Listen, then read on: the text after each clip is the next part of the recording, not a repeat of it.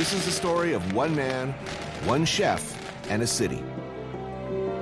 Also, it's about France and a lot of other chefs, and a culinary tradition that grew up to change the world of gastronomy. It's about a family tree, about the trunk from which many branches grew. And it's about food, lots of food, great food, some of the greatest food on earth.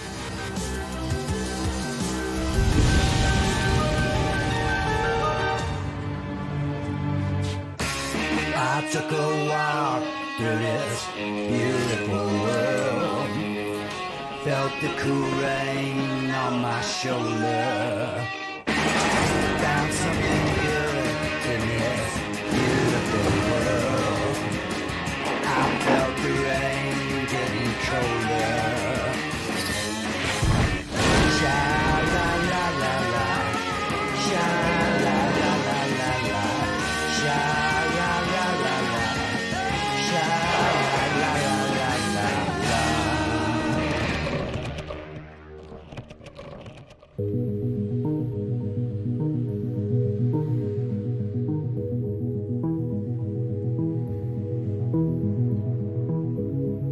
What is it exactly about this place? Over the past century, the system here, the tradition, whatever it is that took hold here, churned out a tremendous number of the world's most important chefs. Point, Chapelle, Trois Gros, Bocuse, and as importantly, influenced nearly all the rest of them.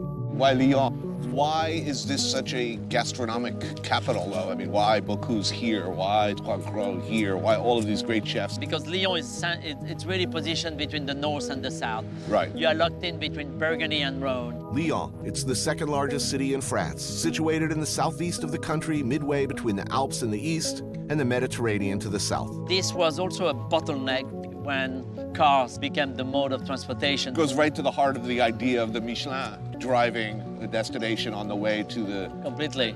Out of that system came chefs like this guy, Daniel Boulud. Like Prince or Madonna, he needs really only one name. In New York or anywhere in the chef world, Daniel. The name of his three-star eponymous restaurant in Manhattan. One of many in an empire that stretches from London to Singapore. He came from here, a farm outside the city of Lyon, through the city's great kitchens to Le Cirque in New York, then his flagship. So when did you start working with food? 14 years old, 1969. Uh-huh. I started as an apprentice in Lyon. He started, as so many French cooks of his time did, at the very bottom, as a 14-year-old apprentice in the restaurant Nandron. What was your first job in the kitchen? They used to call me the beaver because I was just washing every single day.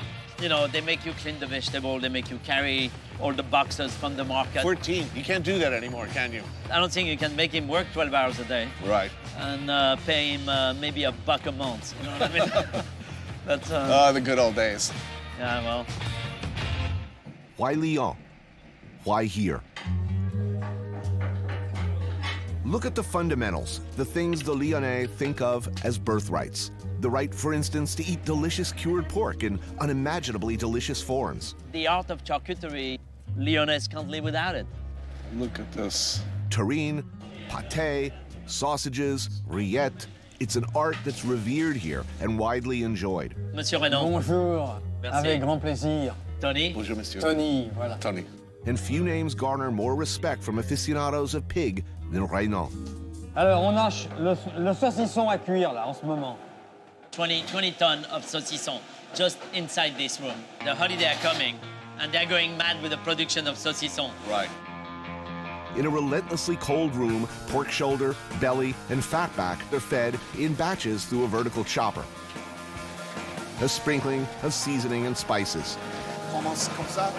Removed in large balls of finely but not too finely chopped meat. You do not want to get your hand caught in one of these things. Then mixed to a smooth perfection with the dough hook. Man up. A lot of work. Spread out and layered for consistent seasoning, formed into shapes, and smacked to remove air bubbles. Make sure the meat gets really tight. Into the sausage machine and piped into organic casings. Trust me, it ain't easy.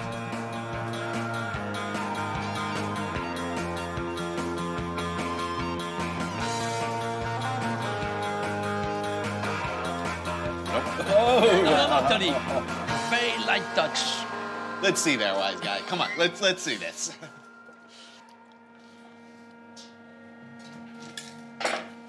That's how you get pregnant.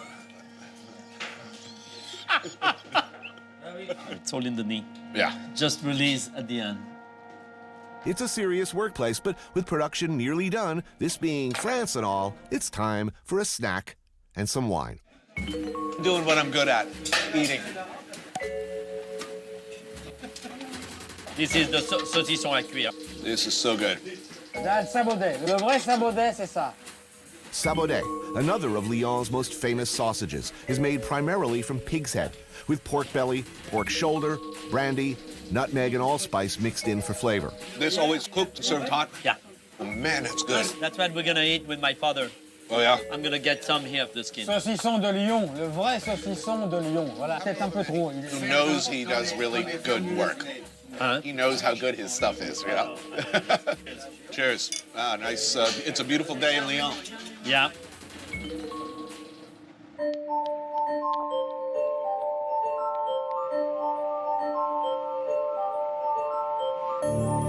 In Lyon, a city that believes absolutely in the power of food, one name is everywhere.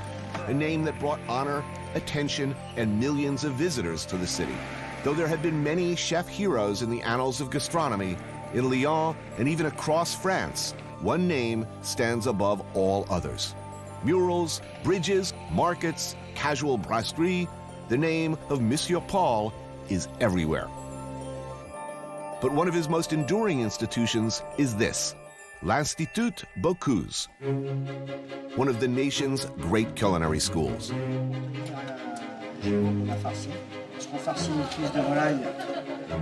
Now, just to give you an idea of the standards here, the kind of traditional dishes, baseline, old school fundamentals you're expected to master before you move on to becoming a creative genius all your own, meet these guys. Mathieu Vianney, Joseph Viola, and the Institute's top dog, Alain Le Cossec, chefs and MOFs all, otherwise known as muffs. Pretty much pay your flight home, private. Master chefs. Every 4 years, they have this MOF competition. MOF is... Meilleur ouvrier de France. The master craftsmen of France. There's about 30 disciplines of craftsmen where you can acquire the MOF. See that red, white, and blue around their necks? That means they made it through the brutally, unreasonably rigorous competition that pits hundreds of top chefs against each other, where only a handful survive. So it's basically 4 or 5 every 4 years. Certified by the highest in the land as being at the very top of their professions. Muff challenges often include ultra old school classics not unlike the one we're making today. Poularde en vessie. Thick slices of black truffle are slipped under the skin of a chicken from Bresse, the Rolls-Royce of chickens. It's then tied, slipped inside a pig's bladder, and steamed in court bouillon until tender. The idea is to concentrate the flavor of the truffle inside the bladder.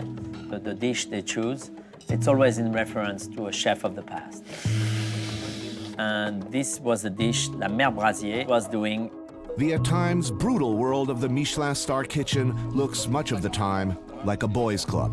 But where did they come from? If we track back a bit to where it all began for Lyon and for many of the chefs whose names we now know and look up to, it all goes back to here.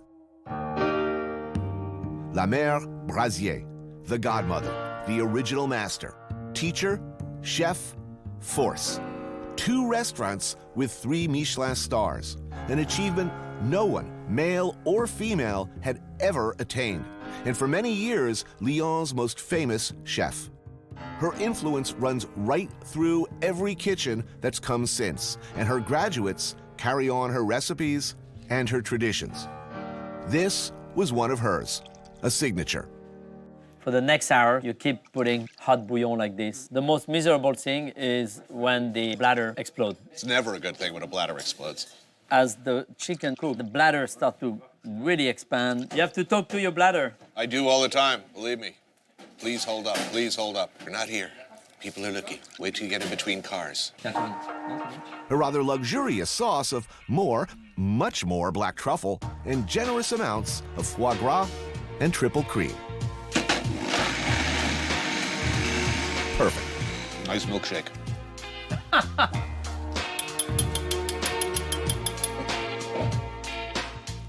Slightly pink around the legs, but cooked through, the flesh perfumed by the generous slices of truffle. Who gets to eat like this? We do. How is it, Tony? It is divine. You see the perfect balance in the sauce. If I was a chicken, that's the way I would like to end up.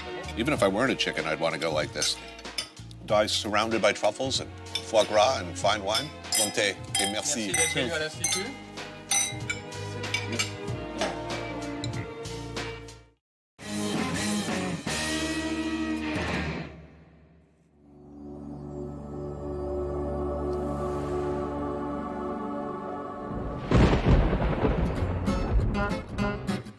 The roaring of a powerful engine, the screech of rubber, and off we go, kings of the road in our Citroën 2 Chevaux.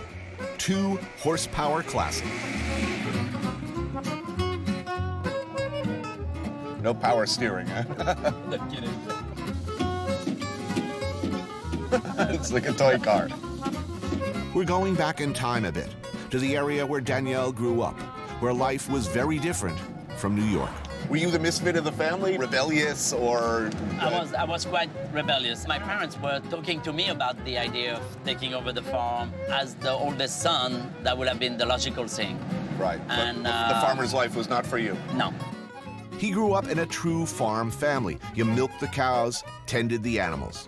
Danielle claims he never even saw processed food until he was a teenager.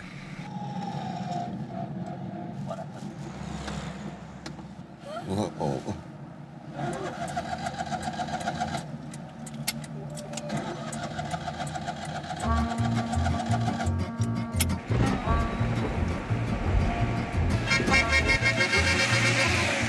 Il est à la poubelle, ta voiture. J'en ai des garbage, si tu veux pas. A brief respite by the side of the road, and some passers-by are apparently less appreciative of fine automobiles than we are. A short consultation with an automotive professional, and we're back on the road. Back, in this case, to school. This was Danielle's old elementary school in the nearby town of Saint-Pierre-de-Chandieu. I am automatically taken back to memories of my own school days. The smell of caustic pine cleaner, chalkboards, and fear. The cruel ministrations of tiny-eyed lunch ladies slopping can loads of prison chow into steam tables. Chipped beef, tuna noodle surprise, and powdered mashed potatoes that haunt my sense memories still.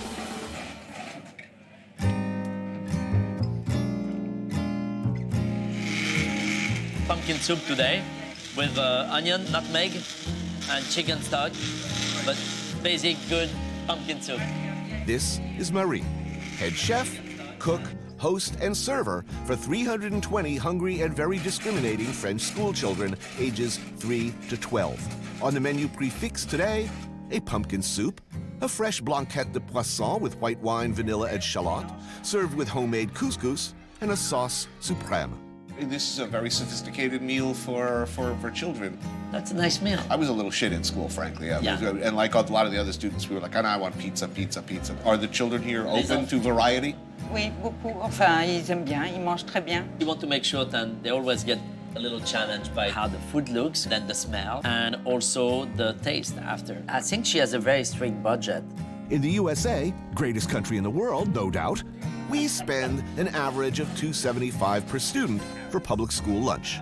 Compare and contrast. €1,05 maximum. $1.50. Did you eat this well when you were here? Absolutely. Je m'appelle Tony. Bonjour.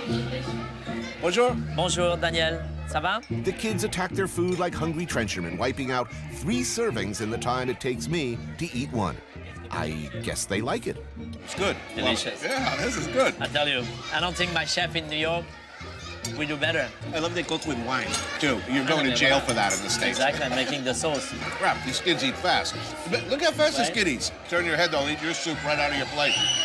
My school lunchroom, you pushed up your tray just like in prison. Stop. Here. Move it along. Stop. Yeah, here Move it along. they come to you and serve you. Most important thing, and that we see here, is the love Mary gives to the food she makes and to the kids she serves. I think it has a lot to do with the reaction they have to food. Dessert is homemade fromage blanc, farmer cheese, with chocolate and orange segments. What do you want to be when you grow up? Yeah, veterinarian. Fireman. Et toi, tu veux quoi? Engineering, machine gun. He wants to make machine guns? Engineer and machine gun, yeah. Okay, keep an eye on that one. All right.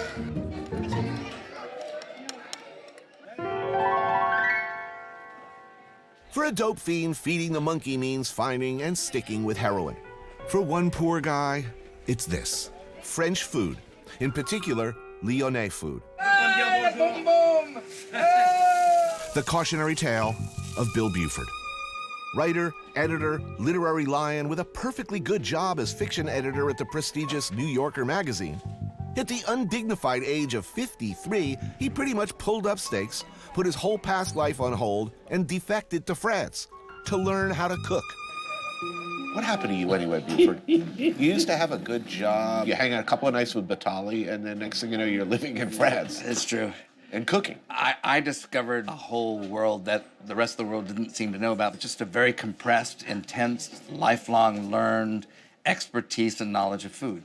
It's not the Food Network, and it's not glossy magazines, and it's not something you get from reading a recipe book. It's something you get by just going deep. And I was afraid of France because I knew if I took on the subject of French food, I'd have to go really deep. So we went, and we thought we'd stay for 6 months, and we stayed for 5 years. We meet at Bouchons Comptoir à Belle.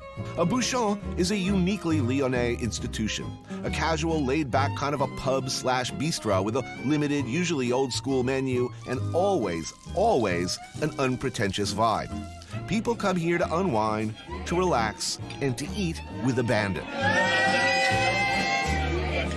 So you say outright recently in one of your published works that Lyon is better than Paris. Lyon is a dark, tragic, beautiful, well-eating city, and everybody here knows that they have a really good life, and they don't give a flying fig if anybody else knows about it. They don't actually want visitors.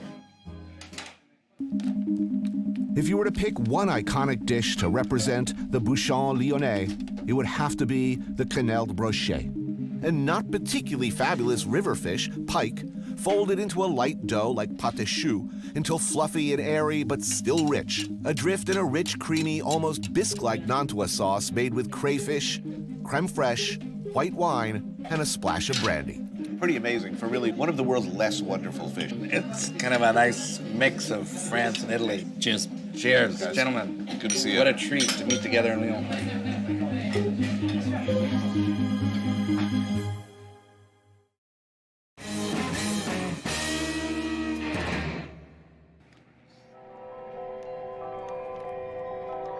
If you're really going to understand a place, love it the way it deserves to be loved, maybe you have to live there. Bill Buford did just that and made Lyon his home. Today he's taking me somewhere only someone from the home team could be expected to know about. It's a beautiful day. The sky is blue. We're feeling the seasons changing, and we're about to go into a dark room, and you eat a very Lyonnaise menu, and you drink a vast quantity of Lyonnaise wine. And what sinister bodies will be in there? The only kind of people who would do this kind of thing on a bright, pretty day. It's a very male tradition. You work hard, you drink harder.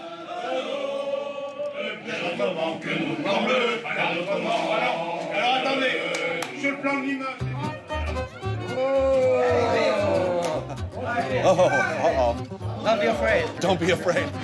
The mysterious, fabulous, goofy, wonderful bro-fests called franc-maçons. These are basically eating and drinking societies that go back over a century, when the silk workers of Lyon would finish their night shifts early in the morning. Hungry and looking to get, shall we say, completely hammered, they'd take over a Bouchon, stuff their faces like heroes, blow off the proverbial steam in decidedly French fashion. Which is to say, no freaking Italian nachos or mozzarella sticks for these boys. Hell no. How often do you do this? 8 times a year. It's a very Lyonese thing, societies, some secret, all of them sort of like special memberships. There must be like 50 of these things that I know about. Remember, if you're invited to be a member and remain a member for the rest of your life.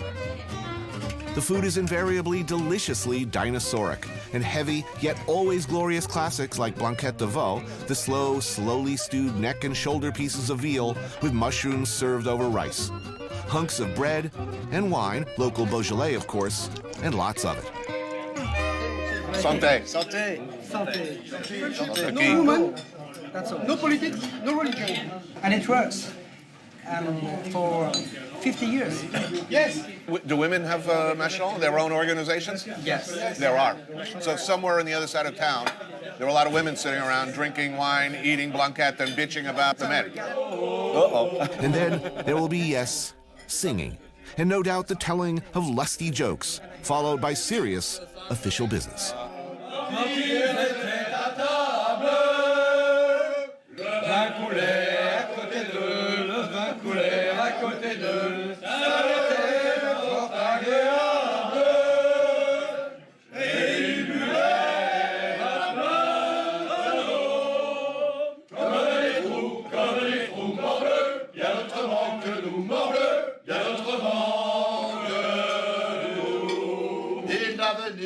Buffet. Il n'avait ni riche buffet, ni verre de Venise.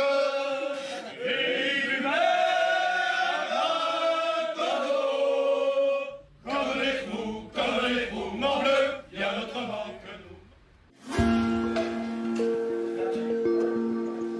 nous. Alongside, and some say above the names of the other culinary giants in and around Lyon, is the name Trois Gros.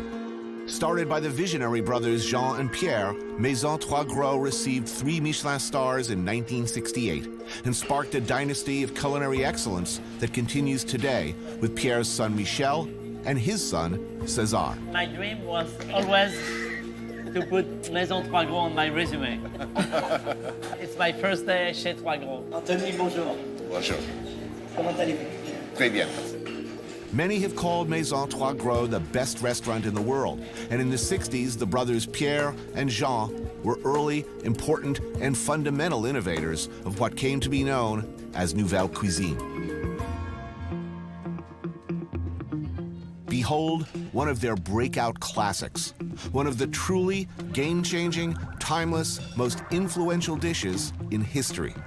It seems now, maybe, a simple thing, but it absolutely turned the world upside down when it debuted on the Trois Gros menu in 1962. I mean, when you have a dish this legendary, this iconic, there's no escaping. The Rolling Stones will always have to play Jumping Jack Flash. If you Google Trois Gros, you'll see this name. So forget everything you have on Google. Watch it now. Before this, fish was generally overcooked. It was served alongside elaborate garnishes, starches, vegetables. This simple, elegant, almost Japanese ode to flavor changed the way we cook fish in restaurants today, and how we make sauces, what our plates look like. I remember seeing a picture of this as a young man. I'm getting goosebumps seeing this. Thrilling. Perfect. Beautiful. It's all about the timing. The moment you put the fish on the pan, the moment you put the soda on the sauce, it's very important. Okay. Wow, go. All right.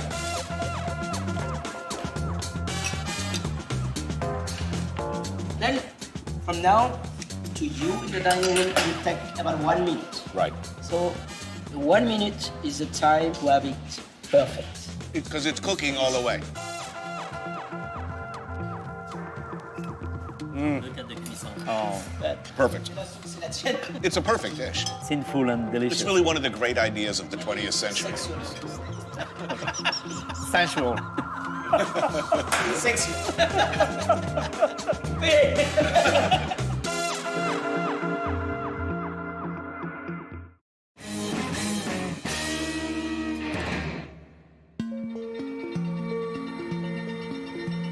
When in Lyon, one can't help but see a line from there, from the rustic dishes of the farm and the Bouchons, to here, the classics of the great tables of Europe. All roads lead here. A major trunk of the tree that goes back to Carême and beyond. Monsieur Paul Bocuse.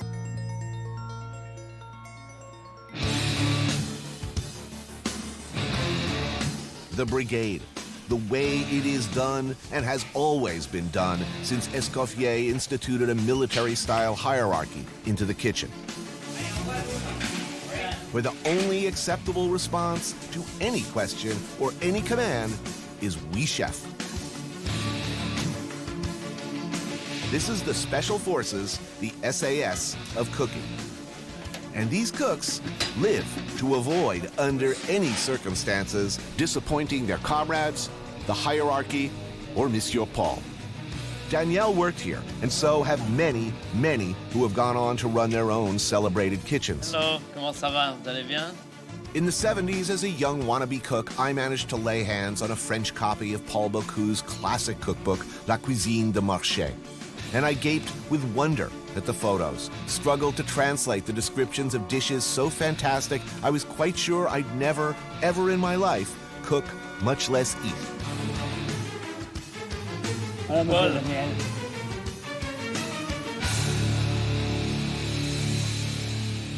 If you could please say how honored and grateful I am to be here. This is a dream come true. Paul, tu sais qu'il est très honoré. Avec plaisir.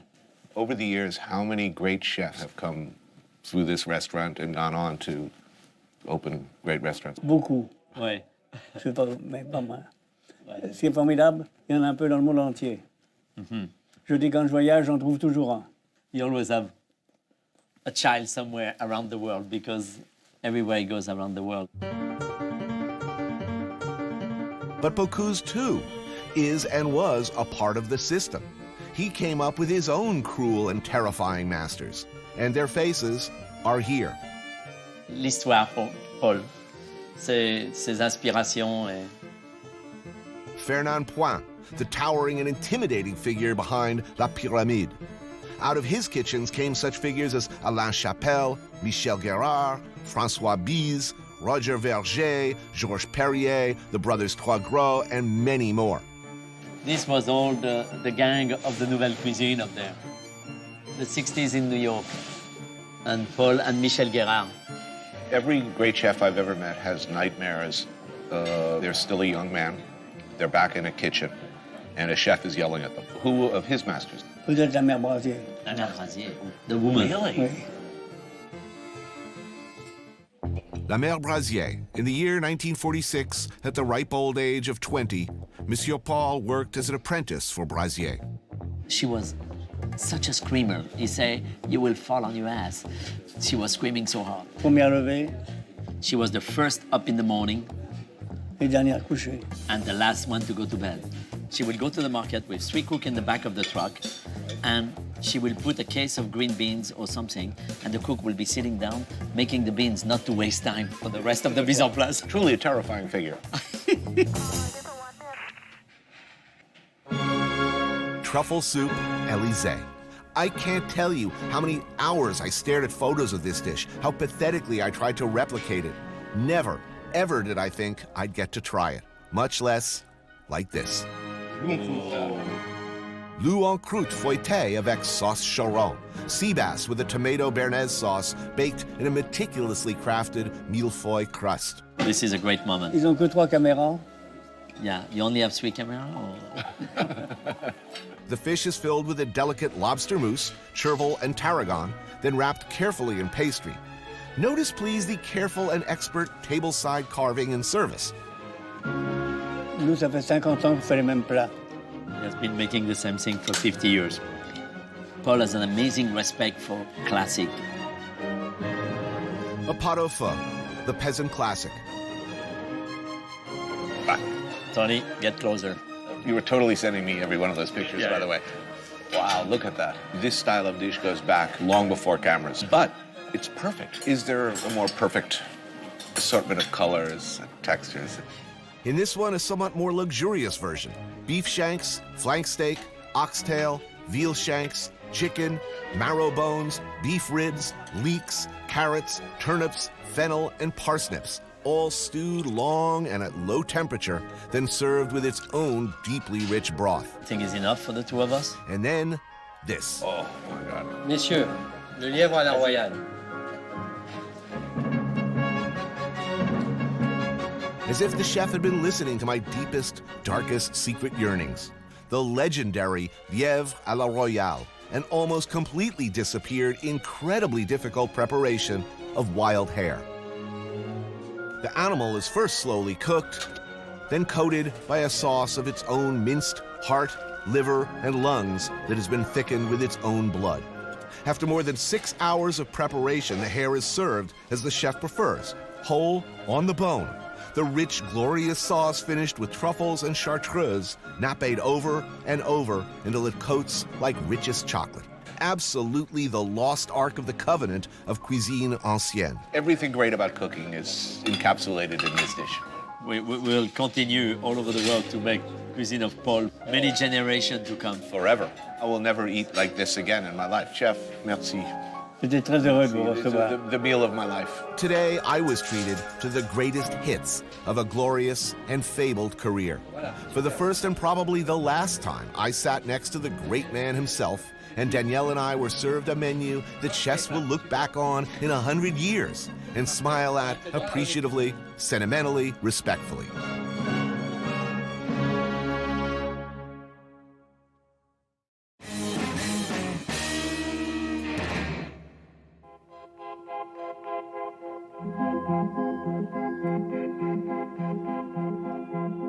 So, me and Danielle were going hunting, and over lunch we'd mentioned that fact to Paul Bocuse, who immediately insisted that if we wanted to go duck hunting, we should come by his crib. And so we find ourselves in the morning mist of Les Dômes, a rural area about a half hour outside Lyon. And sure enough, in spite of his 88 years and the fact that he's been less than well, 9 a.m. on the nose, there he is, sitting on top of his beloved John Deere with his faithful dog Festin ready to go. Nice, fresh morning. Yeah, I was just thinking, the smell is beautiful. That dog is happy. The great chef loves this place, and you can see why.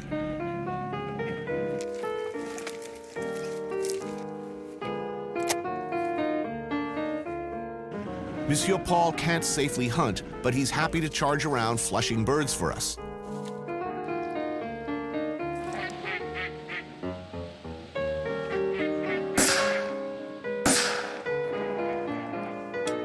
Beautiful.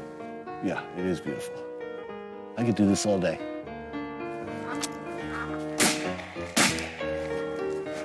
That was about as good as we're gonna get, too. You got bulletproof or wild boar. If you look long enough, you start hallucinating. You start hallucinating ducks where there aren't any. You see that one falling?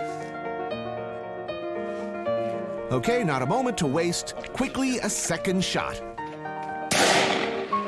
Okay. You got it? Yeah. Allez, Right there. Là-bas. sur le pont. Festin. Oh, Festin. Là, là, là. Between me and Danielle and Festin the dog, we managed to actually bag a few ducks. Good job. Donne là. Yalla, Festin. Very good. But easy shot. Then it's back to the lodge, clearly Bocuse's happy place, where we meet up with some hunting buddies of the great chef. You did a good job, no? Qu'est-ce que t'en penses, Tony? Success. Yeah, it's fantastic.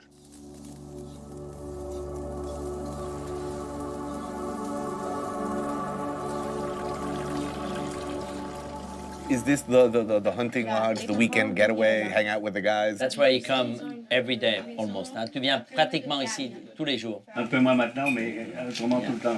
Yeah, a little Il y a bit less. toujours- on piège beaucoup. Look the picture behind. You see?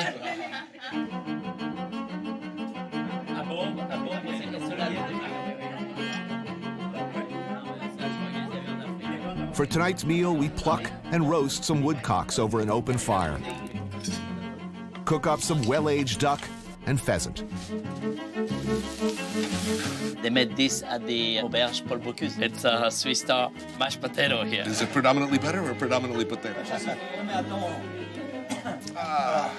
Ooh. Do you have a head in there somewhere? Yes, of course. Yeah, no. That's perfect happiness right there.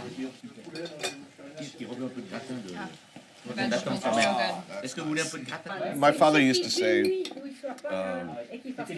I am a man of simple needs. And I noticed that the chef is a nice fire, some birds. We can spend the whole week with Paul, and we'll be hunting, we'll be cooking, we'll be eating, drinking, and talking, and that's beautiful. Ah ouais, en plus. Life is good. It is for me a dream to spend this time with a legend. But I'm thrilled that Bocuse too seems genuinely delighted. Le rougeau. The duck you shot was a rougeau. You see, is the one behind you on the top? Yeah. In Lyon, well across France, he's Monsieur Paul. He's the great chef, a public figure, a hero, an institution, always treated with the greatest deference. Here it appears he's free to enjoy the simple things with friends and local farmers who talk to him like anybody else. It's a pretty damn magical thing to see.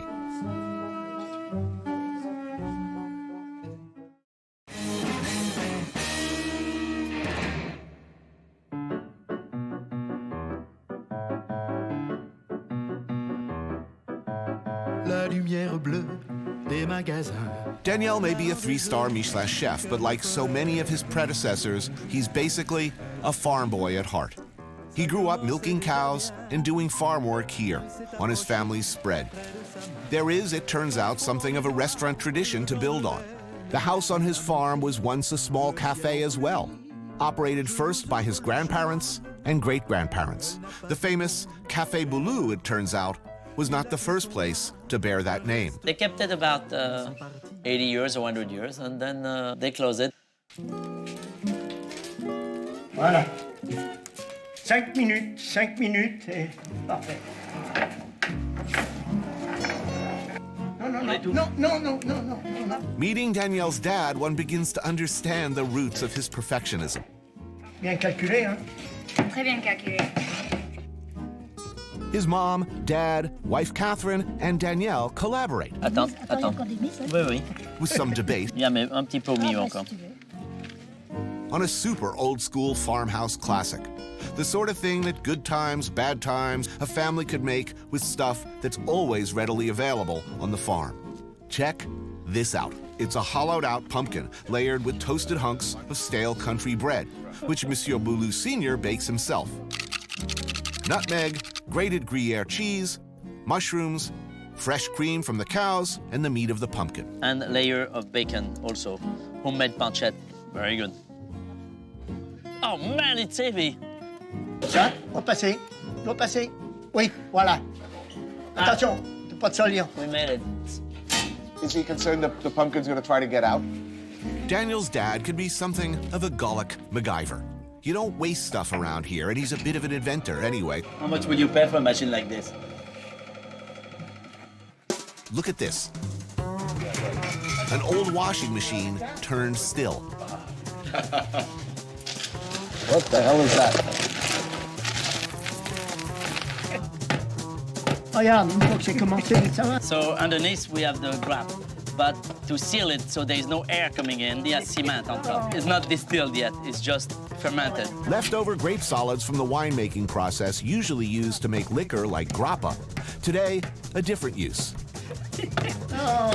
If we can get it out of here. Think like, why did you put so much cement on it? L'odeur. This is funky. Super. We'll be using this delightfully funky stuff to flavor the steam that cooks the vegetables and the sabadell sausages from Monsieur Renan inside the still. And we come back in an hour.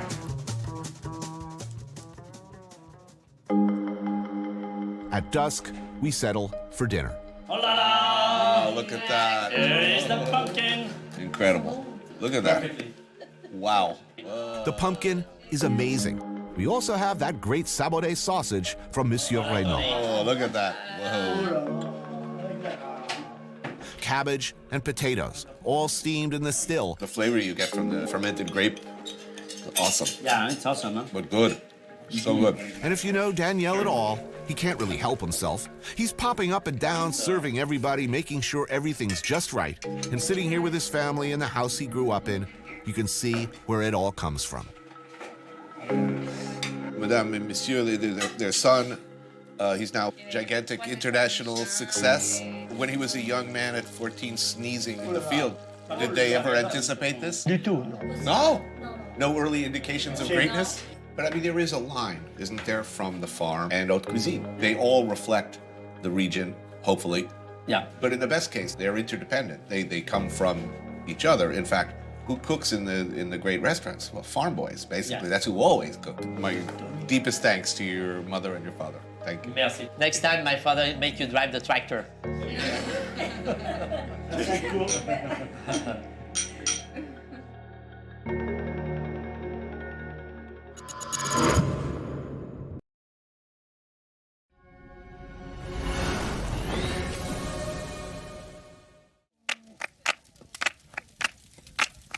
¡Ale! ¡Fuego, fuego! Granada, Granada mía, barco de la morería. Ya están aquí, los gitanicos del Arbecí. Ya están aquí, los calocillos del Arbecí. ¡Burro!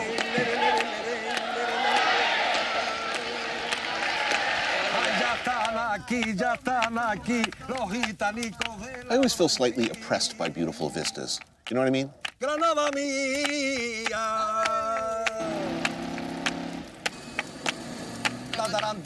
Tanta, ya, ale. I took a walk through this beautiful world. Felt the cool rain on my shoulder. Found something good in this beautiful world. I felt the rain getting colder.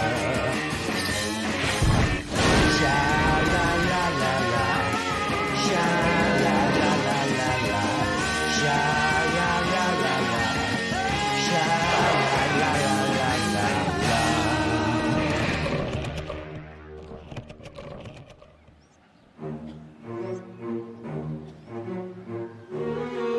Ah, the storybook kingdom of Granada. One of the oldest, most complex, magically surreal places in Spain, and one of the most beautiful. Granada is tucked against the Sierra Nevada mountains of Andalusia in southern Spain. It's not like Barcelona. It's not like San Sebastian. It ain't Madrid. Any reasonable sentient person who looks at Spain, comes to Spain, eats in Spain, drinks in Spain, they're going to fall in love. Otherwise, there's something deeply wrong with you. Spain's the sort of place that never really made any sense anyway, and in the very best possible way.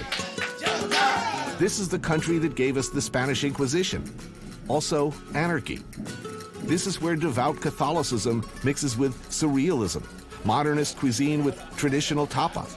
Christianity and Islam traded places, shared space, and the effects and influences of all those things are right here to see. You can almost look back through time and through the mists of history, see the Phoenicians marching up across the Vega. Or are those feral hippies? An influx of international hippies, many of whom appear to have set up squats in the caves up the mountain, have made things interesting. If they ask what we're doing, we should say we're staging the moon landing. Wherever you are on the ideological spectrum, however, some things are constant, it seems. Some stereotypical expectations. It's true, there are free tapas everywhere. Yes, they do actually take siestas, which is a civilized damn thing to do, far as I can see. Flamenco? Yes, they do that also. But in Granada, they do it old school. And oh yeah, bullfighting. They do that here too. But I digress. I'm here, actually, to answer a question. What happens if you go over to the other side? Say you grew up in the States and, like a lot of us, wondered, fantasized about what it would be like living abroad in old Europe, surrounded by crusader castles, delicious food, another language, another culture. What would that alternate life, that road not taken, be like? My longtime friend and cameraman from Maine, Zach Zamboni, is finding out. So where are we going? Right here, one of these tables, which maybe we want to do like this with. See, how often do you get to go out with somebody that can properly block the table? It's a misery, it's what it is. Oh boy. Gracias.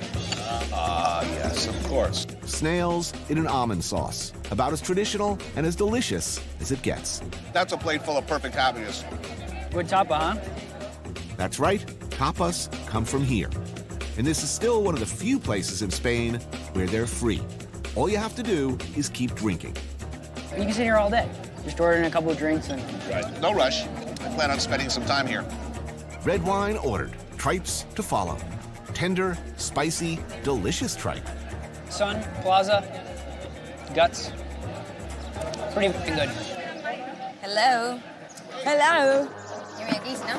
Not too long ago, before Zach basically defected to Spain, he met Fuen. And next thing you know, he's living here, part of an extended Andalusian family. Eating the ham, drinking the wine, living the life of the Spanish dandy. In freaking Granada, no less. Classically, culturally speaking, do you want a sensitive, nice, caring, thoughtful guy? Well, it depends on the woman, first. But usually we look for this kind of person that we know he will protect us. From what? Feral hippies? For example, you know, or... I would love to do the vows at your wedding.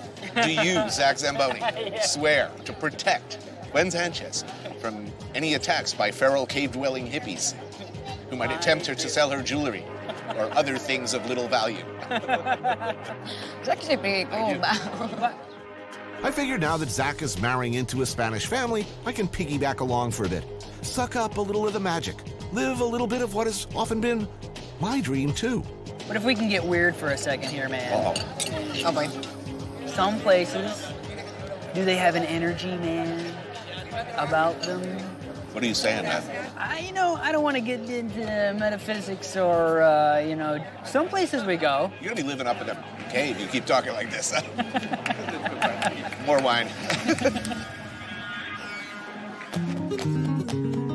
To see Spain, to see it straight, to understand it at all, you should probably peek, if only through spread fingers, at that most Spanish of traditions, bullfighting.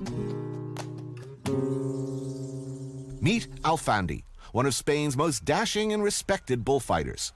He's invited me to La Marquesa's ranch, a private bull ring where he likes to practice. So what they're gonna do now is they're gonna check how brave. And if the calf's not brave, stew. Exactly. Along with me for the day, Fuen's brother, Alejandro, who, like many Spaniards, consider bullfighting an art. Today, a little practice first. And don't worry, this guy is too young to fight.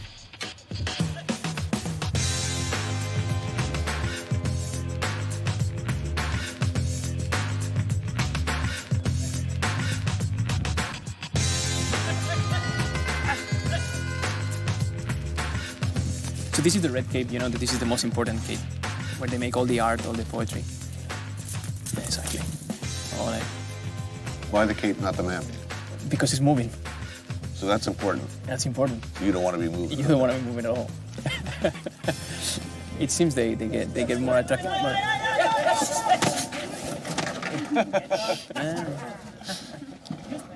This guy clearly has spirit. Right away, he tries to take a poke at Zach's femoral artery. Promising. Venga, now's your time. I don't think so. Sure. Now's your time. You and him. He's gonna teach you. Yeah? Sure. Okay. No one likes to look like a pussy on TV. So when Alfandi jokingly suggests I join him in the ring to wave a pink cape at an aggressive young bull who just moments ago charged my cameraman, I said what any idiot would say. See? It all starts well enough. Hey, this is fun. This is easy. Ooh. Until I get a horn hooked right up next to my nutsack. Then it's not so fun. Thanks, guys. Oh, man. This youngster shall live, perhaps to gore future TV hosts with his mighty horns.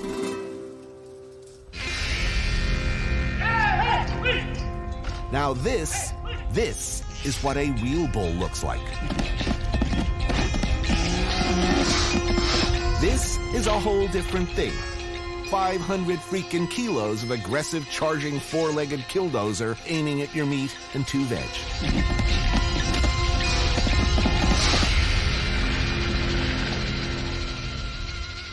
That's a lot of muscle. That's a lot of muscle. That's a big bull.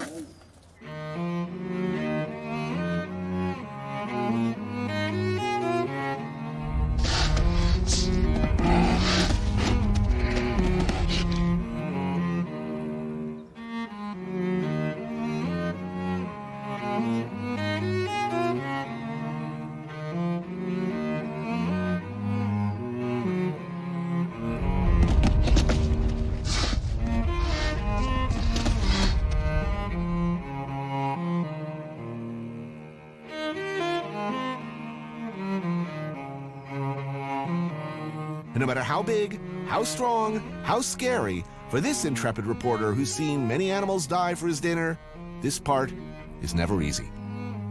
So as you see, he puts the cape lower, so the bull brings the face forward, showing the neck. That's it. Go one. That was really good. And yeah, that's it. Hey, it's time for stew. Bull stew. Our friend went to a better place after all. Like a big pot where he simmered slowly for hours with local herbs, onions, and potatoes. Nothing like a roaring fire and a spread of Iberico ham, homemade chorizo, Spanish cheeses, bread, and good olive oil to take the sting out of a near genital mutilation. Nice. Looks good, eh? No es mal sitio para venir, ¿eh? It's not a bad place to come, right? No. Now he started at age 19. Desde pequeño me ha encantado y siempre he jugado al toro, ¿no? Pero la primera vez que toré en público con toros pequeños fue con 14 años. If you were a little boy growing up, Yeah. you aspired to be Exactly. a bullfighter. The matadors were the original rock stars, the very ideal of masculinity, male beauty, and grace. That runs deep. Like it or not, you should probably know this before dating a Spanish guy. Me, I'd happily see an end to it tomorrow, but there is no denying the terrible beauty of a very complex tradition. It's not about winning. It's not about killing the bull. And nor is it about being just skillful. No, you have to look good doing it too. Yeah. Are there any like really ugly ass bullfighters? Like a really out of shape? A matador with a muffin top. How do you call a muffin top? Hay algún matador con barriga. Sí, no todos Hay de son... todo un poco. There's a little bit, yeah. There's a little of everything. Interesting. Well, it was an education today and a great meal. Thank you. Cheers. Cheers.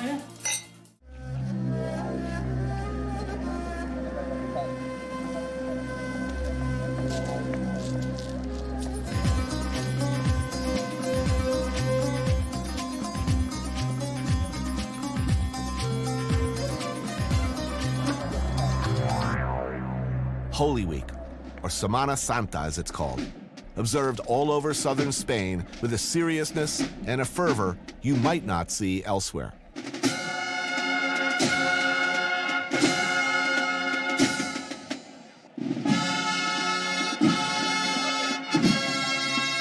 For the 7 days leading up to Easter, nearly every city in Andalusia gets taken over by ancient processions.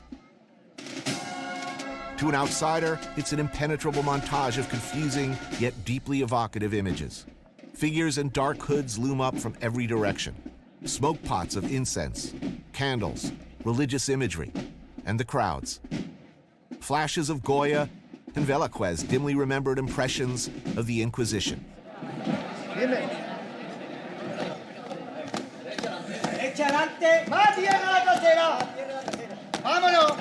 Okay, watch this. These guys got to get their painstakingly crafted, massively sized, and incredibly heavy and cumbersome float through the door, down the steps, and out into the street. But the women who escort the Virgin, they wear candles to light the whole way to the cathedral. Pedro is another of Fuen's brothers, the youngest, and when not working for an IT company in Ireland, he does this. He carries crushingly heavy religious floats. They're called castelleros, and they devote months of training to this. Man, that thing's huge. Yeah, they're moving, it's huge. And this is very heavy throne. The Virgin float, about 3,500 pounds total, and precise dimensions that have to make it through the door just so. The bearers have to kneel, crawl along with it on their backs to get it through the door.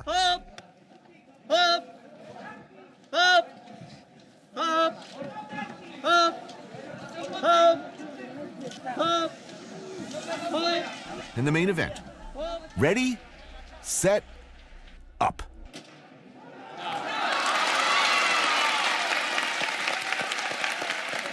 Frying the whole time.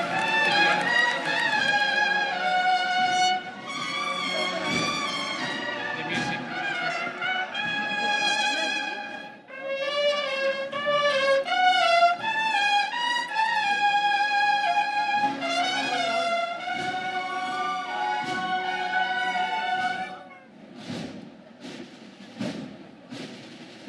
Let's face it, I like a procession and all, but who likes a bunch of guys in hoods coming in your general direction? I don't. Frankly, it creeps me out. Time for a drink, perhaps. This is Tabernaculum, as best I understand it, an Easter Jesus and Mary themed drinking establishment where between drinks, one can ponder the agony of the Christ, but with sausages. Is it like this all year or just over? It's the whole year. Whole year, it's always like this. Whole year, yeah. Wow. They have incense whole year, Easter music whole year.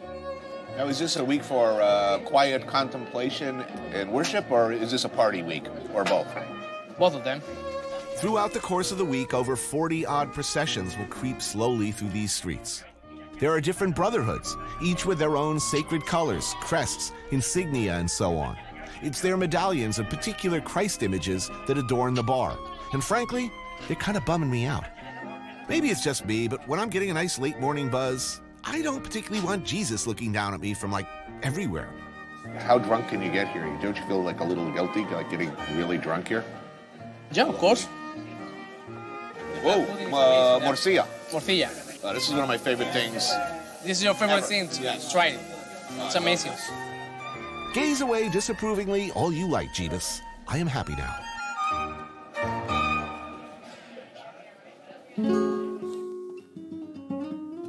Overlooking Granada, the hillside of Sacromonte is riddled with caves, many of them older than anyone even remembers. Spanish gypsies, or gitanos, have lived here in caves turned homes like this for hundreds of years.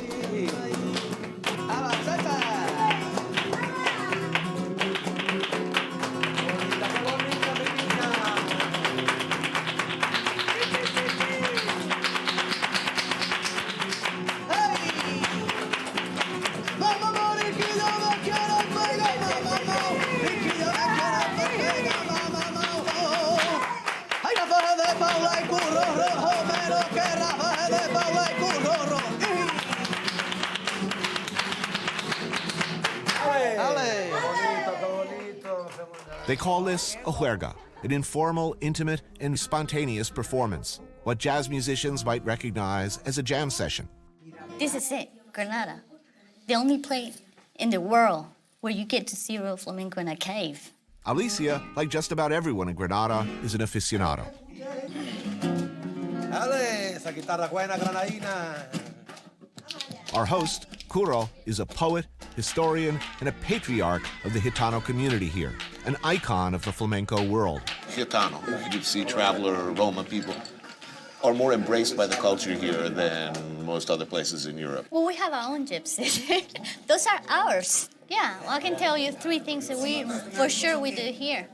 We do flamenco, we do tapas, and we do siesta. Which You do them well. Yeah, we know how to live, don't we? Yeah.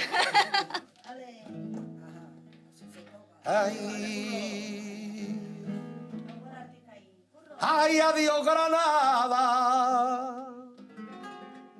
Granada. y ya no volverá a verte. Hay más en la vía y me da pena. Ay, vivir lejos de tu vera, del sitio donde reposa los restos de mi morena. En el aire conmovido mueve la luna los brazos y enseña lúbrica y pura sus senos de duro estaño. Dentro de la fragua lloran, dando gritos los gitanos. El aire, la vela. El aire la está velando.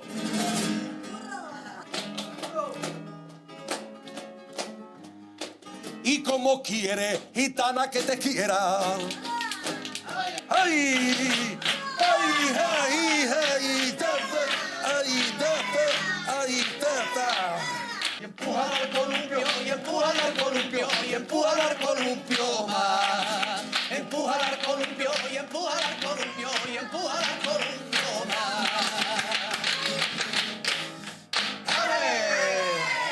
Vamos a tomar una copita que hay 100 años para vivir, para dormir, para follar, para todo. Temperamento puro, son la sangre que nos hierve a los gitanos, ¿has visto cómo es? Tiene 16 años, le acabo de llenar.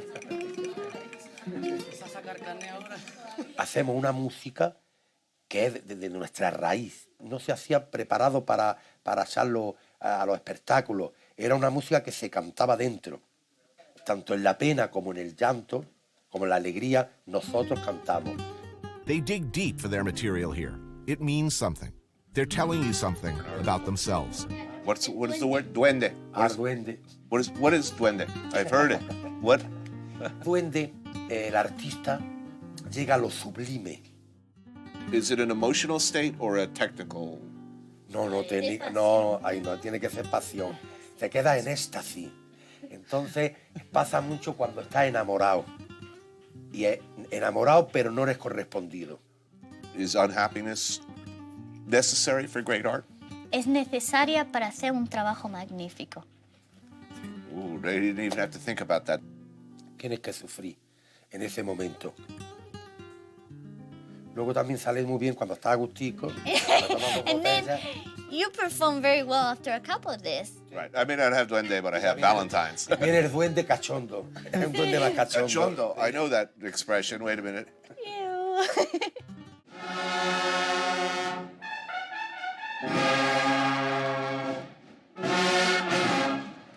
Nighttime in Granada. And it's time to pursue that greatest of Spanish traditions, tapas. You may think you know what a tapa is. Like if you've had small bites at some fusion hipster bar where they do a whole lot of little plates. Yeah, that ain't a tapa. So how often do you do this a week? I do it 5 days a week. Dude. It's rare not to do this. But, you know, it's like on a weekend you come out for a bunch. Weekday you come out for one. This is La Tana, a little place run by sommelier Jesus and Luisa, brother and sister. One bartender, one cook, taking care of everything. Tapa is for free. That's the main issue of the tapa. So you're just paying for the wine? Exactly. So if I were like a degenerate wino, I could still eat well. As long as I can afford my wine, I'd eat. Cheers. Let us put this theory into practice. With our first round of drinks comes this. Salmorejo is tomato with bread, garlic, olive oil, and blended. Yeah, I could pretty much eat that all day long. That's right. Tapas are free. It shouldn't work, but somehow it does. Another drink, another tapa. Tomatoes, olive oil, bread. Yeah. Awesome. And this tortilla for me is just amazing. So all I gotta do is keep drinking and I'm gonna eat like a king. They'll keep feeding you, yeah. Although, maybe you'd be interested in caviar here. Really? Yeah. That's not included with my...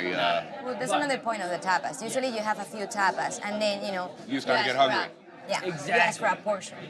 They're just hooking you in with it. So it's all a scam, man. It is a scam. Yeah, a couple of little nibbles. Next thing you know, you're ordering 200 grams of caviar.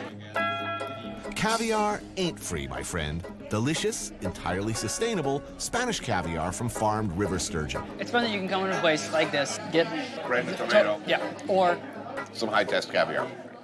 ho ho ho. You guys are gonna eat the whole thing in one swoop. I'm gonna. Sorry, is there something wrong with that? Not even married yet. It's nag, nag, nag. Next place, let's do it. Tapas. What a novel concept. There's even a verb for it, tapayar, meaning to take tapas. As in, if we go to tapayar some more, we're gonna have to elbow past this crowd of Catholics here. Is it extra insane because it's Santa Semana? Yes, but it's always busy here, man. Oh boy. The bar we were going is just on the other side. Maybe we go around. With parades crisscrossing the city in every direction, the steady drumbeat warns that your route is about to be cut off entirely for the next 40 minutes. We can cross. We can cross. Zach, we have to go around. Where? Going around, going around, going around. But we need to walk fast. Perdón, perdón, perdón, gracias. Perdón, señora. Es que no se puede que estar paso ya aquí. Sí, pero no hay mucha gente, dos gente atrás, es solamente aquí. Perdona. Perdón, gracias. People take their processions very seriously here and aren't exactly accommodating to anyone who threatens to block the view.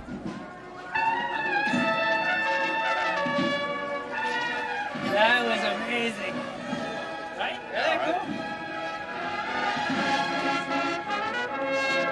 See, tell me there's not some duende in that music. Come on. It isn't duende in that music. There's some duende. Finally, bar number 2. Oliver. This place is always packed. Beer, please. And with it comes a delightful tapa of mussels steamed in butter and olive oil. Well, that's awesome. Look at that. That's a great tapa. Come on. This is what's different. Right. People come in here and they will eat like this, perfectly happy, perfectly content to forgo the table, come out here and stand around and eat like Exactly.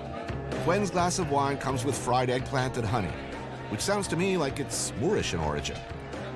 More wine accompanied by these delicious little clams. Oh, yeah. In the main event, this. Oh. Now we are talking, yes. these langoustines, however, are not tapas and consequently not free, but worth it at any price.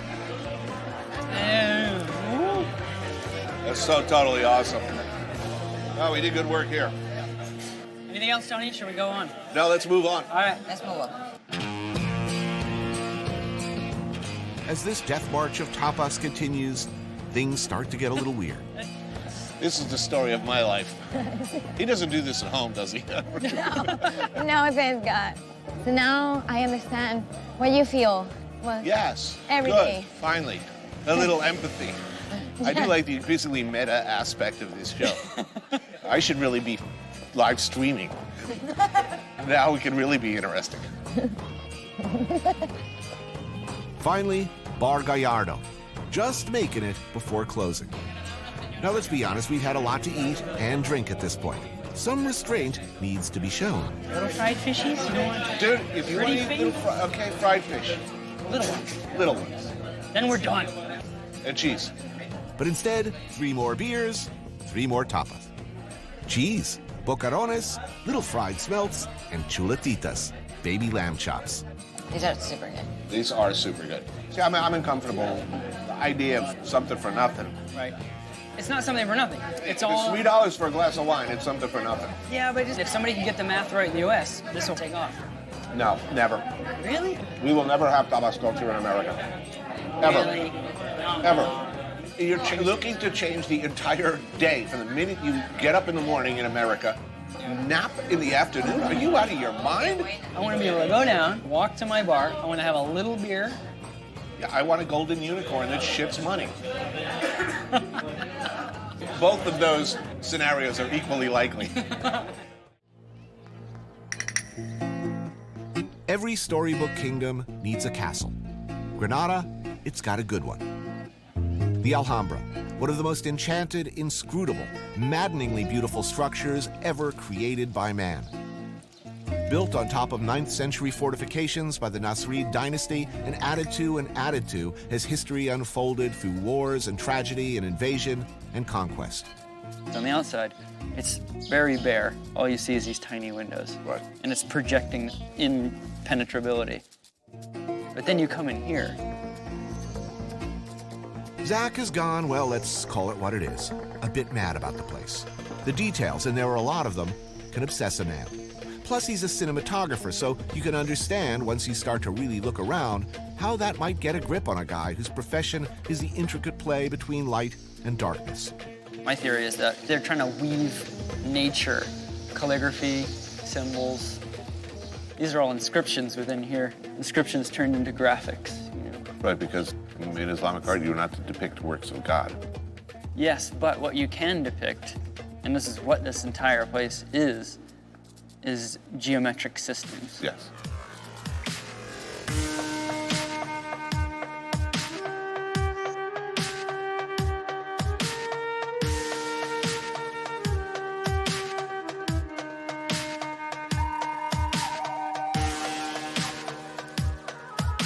When the Nasrid dynasty lived here, it was a harmonious space where light, shade, water, the transit of the moon and the stars were harnessed and glorified. I think the best assumption is nothing is random. They came here and laid out everything according to a plan, man. This was a place for reflection. Each element of design presumably intended to have effects both psychological and religious. It's really a cinematographer's paradise because everything is about light and matte. Obviously, they weren't cinematographers, but everything is framing for them. How long did it take them to build this? Hundreds of years. That's why it takes so long for you to get the shot. Oh, snap. In the builders' time, engineers, astronomers, mathematicians were like priests, magicians, possessors of divine knowledge of how the universe worked. Did they want to contemplate nature, or did they want to conquer it and control it? I mean, they were certainly trying to emulate it. You know, all their mathematics were really trying to find out how nature worked, particularly square roots and the repetition of pattern. They saw mathematical patterns in the sky and on Earth, the way water moved and rippled, the way things grew, a simple pine cone, a fern, a pomegranate. And they thought about the basic truths these things might represent. These symmetries can all be shuffled, spun on any point, and they align again with themselves. So if you stretched them out, for them they pointed to infinity. We will understand all things. Through contemplating sacred geometry. How did nature unfold, pattern itself? Could the basic designs of nature, even if divine, be replicated in this magnificent structure? Trying to solve the riddle of God here. Exactly.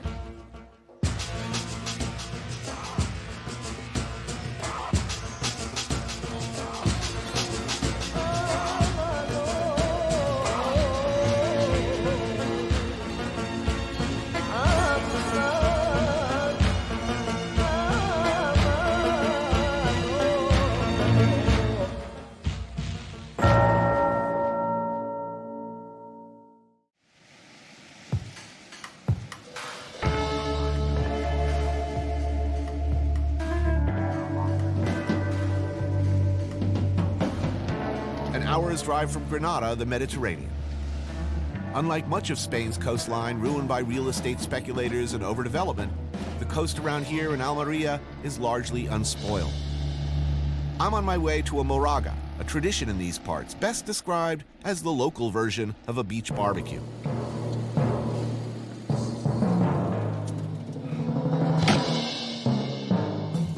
Working the grill, Chef Juan Andres Moria. He heads the highly regarded El Claustro back in Granada. We're joined by fellow chef Rafael Luque and some friends. Hefe, you are killing us with some good-looking food here. Yep. Some of that simple yet magical salmorejo on toast. Oh, it's one of my favorite things. Yeah, amazing. Dried tuna, flavor-packed like tuna prosciutto. We normally put some olive oil. Oh, 100% extra virgin from Granada. Yeah, it's quite spicy and bitter. Oh, that's good. Oh, so good. Spain is a beautiful country. We're not even eating yet. It's good. It's like a... Paté Paté? de morcilla. Oh, sweet. More mas. That is like the best thing in the world. You want to eat this, the whole thing? This? Yeah. Yeah. Chocolate. This is the chocolate of the gods. Some grilled octopus and sea bream. Oh, and some nice pork tenderloin. And my personal favorite, a particularly delicious morcilla, fresh blood sausage. Yes. I feel some duende coming on. I could just squeeze that like this. I'm telling you. Sexual metaphor coming. Beautiful. This feeling of his... Yeah. Looking good. Wow, look at that. A lot of fat. Yeah, it's quite nice. Those were happy pigs. Lazy pigs. The ones we like. The ones we raise here in Spain. Yeah, the pigs and the bulls are very happy here until they're not. The moment of truth. Okay, enough of the work. Let's eat. Nice. Mucha grasa. Wow. Es grasa, carne, muy vetado. Mucha beta. Está bueno, ¿eh? Awesome. Great meal, dude. Great meal. This is the dream of all the world. Yeah. The dream is to live in Granada. You know, work in the morning, have a 1 hour nap in the afternoon. At night, go out and have that life. You know, go out and see your friends and eat tapa and drink red wine and be in a beautiful place. You know, to have this kind of music and this food and this kind of culture and to look out the window and to see Spain. Probably one thing. Yeah. Family. Yeah. Family is very, very, very important. Right. See, he did it right. He's marrying into a Spanish family in Granada. Right. Cheating, man. Yeah, Very he's smart. very lucky. I know. And a smart guy. Right. Look, no one's going to dare dream of this because this is too much to dream for. This is extraordinary. But an ordinary life in Spain looks pretty good to me.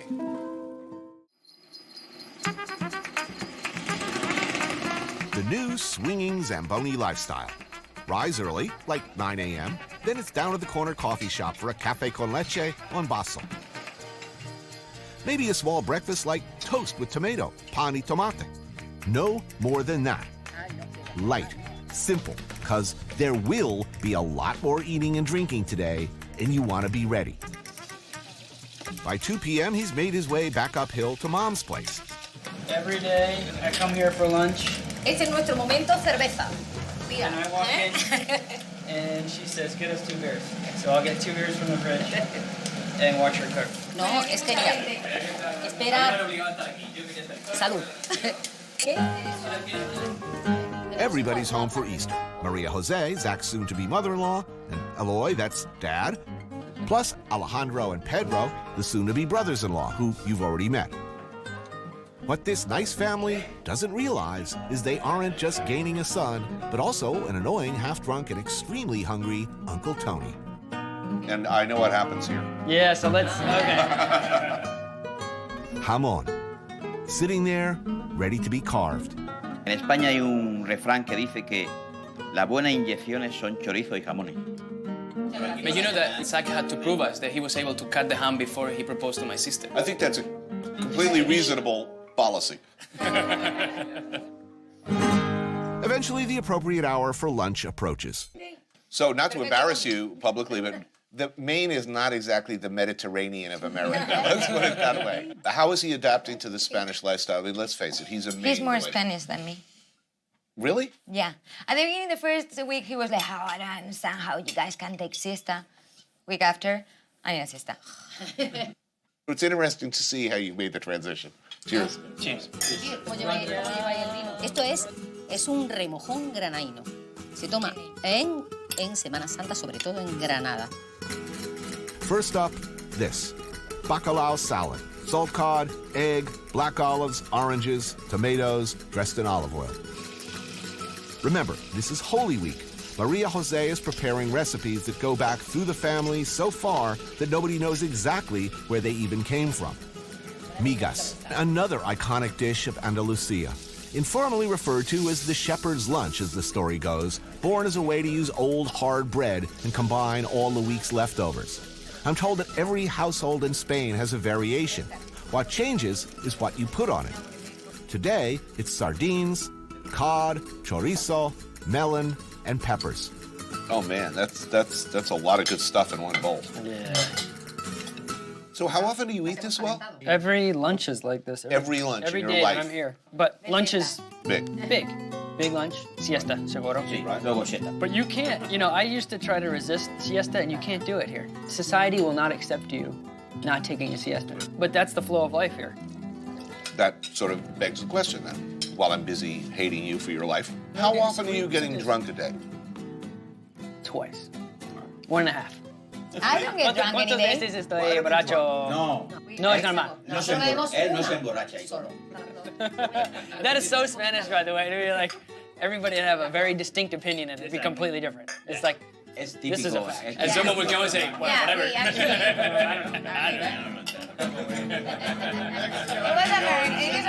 When my time comes, I pretty much want to die at a table like this. No explicáis, no. Good work, Zamboni.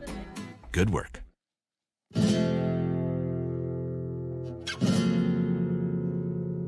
So, Zach, you happy with the show? Hope I don't suck on television. Dude, I think I'm setting a pretty low bar. I'm gonna tell you this relaxed lifestyle, lounging around, eating and drinking, and no nap is long enough for me. Nah, life is good. I envy you, Zach Zamboni. And we're out. Nice end.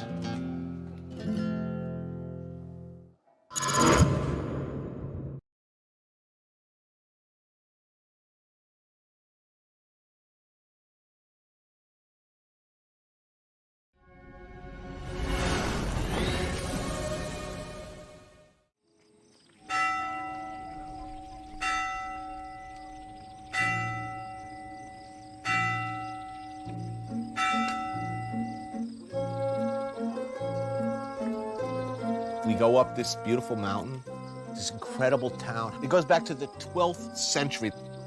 People trudge up the hill to the beautiful church to take the walk that Michael Corleone took. Now and forevermore, it will be sort of the Godfather theme park, where they're just playing the Godfather theme over and over. I think most thoughtful Sicilians are disgusted by this. Imagine that, waking up every day. As one bus after another filled with Japanese tourists go up there. Oh, look, Michael Corleone got married there. Oh, it's so fantastic.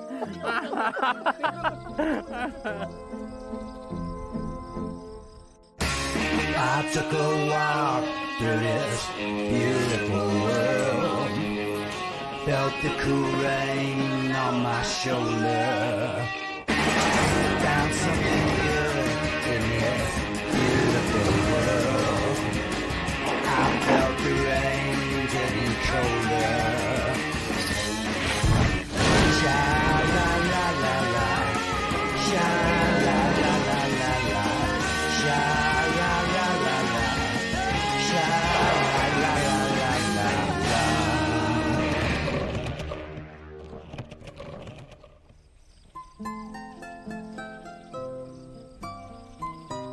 It's one of the most beautiful places in Europe, a place whose roots are very much the roots of the town where I live.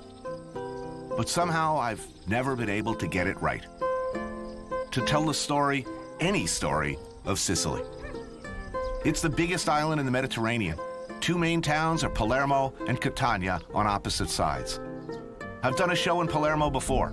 It was an epic goat rodeo, a failure of humiliating scale. This time, I was going to get it right. There's the Sicily we know from films, an evocative, deeply felt history that's not quite reality, but cool anyway, right? There's the simple fact of its location, tucked away under the boot of Italy, part of, but not really part of that country.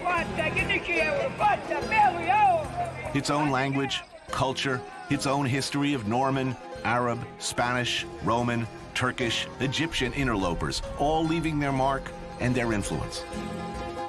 I grew up in New Jersey, which was pretty much Sicily on the Hudson. The Italian Americans next door weren't from Milan, I can tell you that much. I guess what I'm telling you is I figured this'll be easy. Villa Monaci della Terranera, a certified agriturismo, meaning it's a hotel, restaurant, and working farm that in this case produces olive oil. How many acres of property do you have? Tony, it's about 40 acres. It's one of the oldest organic farms in Mount Etna. This is Guido, the proprietor. Wow. So that's where potatoes come from. How freaking hard can it be to make an awesome show in Sicily? Eat the nice food, drink the wine, in an idyllic villa in the countryside outside Catania.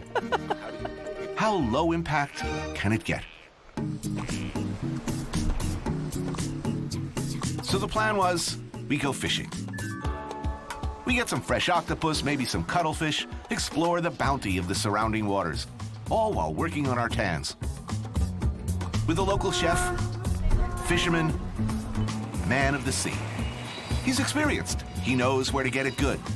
Do you like sea urchin? I love it. How do you say it in Italian? Ricci. Ricci, yes. Ricci di mare. One of my favorite things to eat. This is Turi, my host. What else is out there? Octopus? Octopus, now it's also cuttlefish. Oh, yeah. And I like Sepia. sepia, bravo. I want to try to find some small abalone, we call occhio di bue. Nice. And also there's a clams. Here the water is still cold. I think they will be really full. I'm thinking, really? Are these prime fishing waters? I don't know about this. With all this boat traffic and all these people and so close to the action, I can't see much of anything living down there. Okay, perfetto. We anchor here. But I am famous for my optimism, so I dutifully suited up for what was advertised as a 3-hour cruise.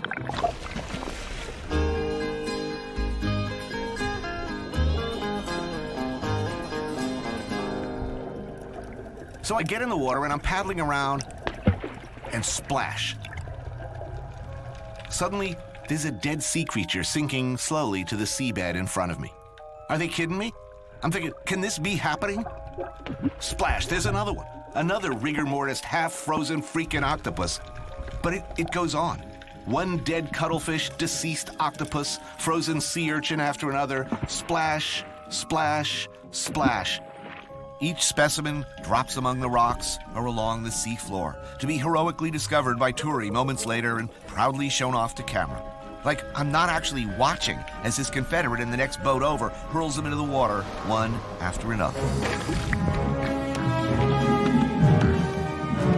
I'm no marine biologist, but I know dead octopus when I see one. Pretty sure they don't drop from the sky and then sink straight to the bottom. How many we have octopus? 3? Okay, I try to get some patelle now. And also some occhio di bue, small abalone. Strangely, everyone else pretends to believe the hideous sham unfolding before our eyes, doing their best to ignore the blindingly obvious. No, lascialo andare, non fare più nient'altro, lascialo andare. Then they gave up and just dumped the whole bag of dead fish into the sea.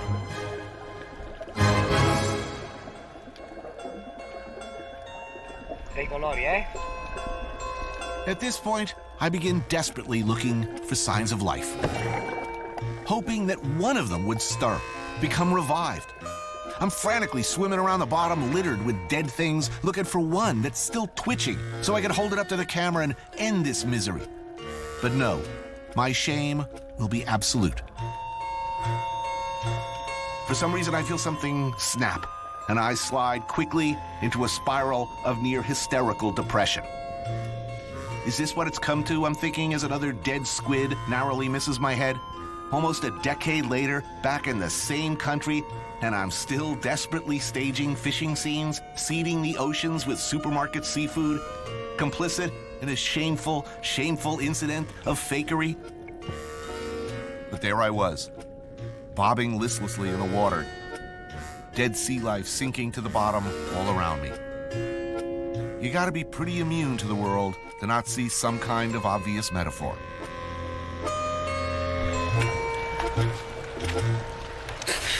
Buona. I've never had a nervous breakdown before, but I tell you from the bottom of my heart, something fell apart down there, and it took a long, long time after the end of this damn episode to recover.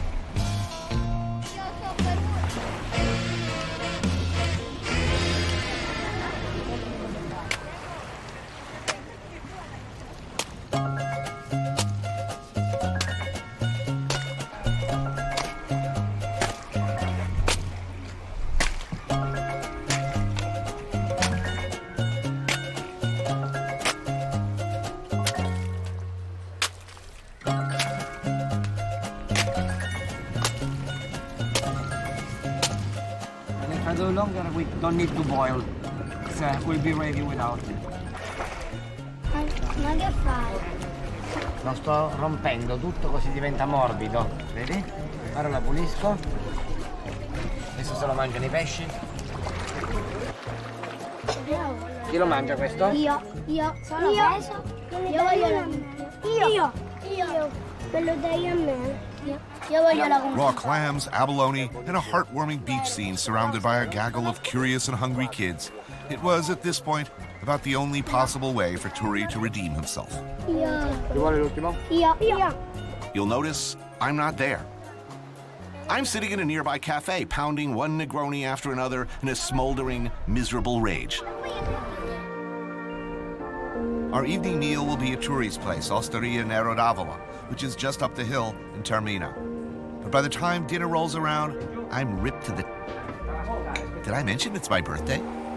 I've had 3 hours of bobbing around on a pitching boat, a couple more hours getting looped, 2 more hours lying on a sidewalk outside the restaurant while the crew hangs lights. So I'm gone, baby, gone. I don't remember any of this. Any of it. So, how's your day today? It's good. I went out on a nice boat trip, a little swim. I would be told later that a gentleman named Tommaso had joined me for dinner. Also, someone on the crew mentioned that his wife was present and that she didn't say much. Presumably because this was not her preferred way to spend her birthday. Hi, Tony. This is my passion. I like to find an old variety of olive, and one of these is white. So that's the original? Yes, the original. In fact, you don't find this anyplace else. Apparently, there were these white olives, harvested from some secret tree only Turi knows about. Maybe it's next to his secret fishing hole. There was great Sicilian wine, apparently. And apparently I drank quite a lot of it. There was bread and olive oil. Abalone served raw in the shell. Baby sardine called neonata, also served raw with a splash of citrus and salt. And this is the baby sardine, totally raw without no much ingredients. To taste better the fish. Salute. Thank you. If you ask a Sicilian, right, say where you come from, the correct answer should be, I'm Italian. What? No, we say I'm Sicilian. Wow. Is Sicily Italy? Yes. Should it be? I don't know, but we used to have influence from Britons, Normans, Arab, Spanish. So basically we are a Mexican. We are blender. Oh look, my octopus. I remember personally catching that one. It was a mighty struggle too. No, actually, I don't. Polybone? Yeah, the octopus. Pretty. Oh, beautiful little shrimp. Very tender, the octopus. Very nice. And another traditional specialty. I'm told they call this tuna tartare. And cuttlefish. I recognize you, my friend. Now, crudo like this, how traditional is this to Sicily? I think from the part of the sea, they almost eat it raw. Always? Yes. But fishermen only, fishing communities only, or in restaurants? Always, No. as long as you've been alive. You go to a restaurant, you see crudo like this? No, I see crudo in the poor family. So it's not like there's Japanese influence, but the Japanese sort of gave everybody permission to eat traditional foods, their own traditional food. What are the great mother Sicilian classic dishes? The anchovy. Anchovy and parmigiana.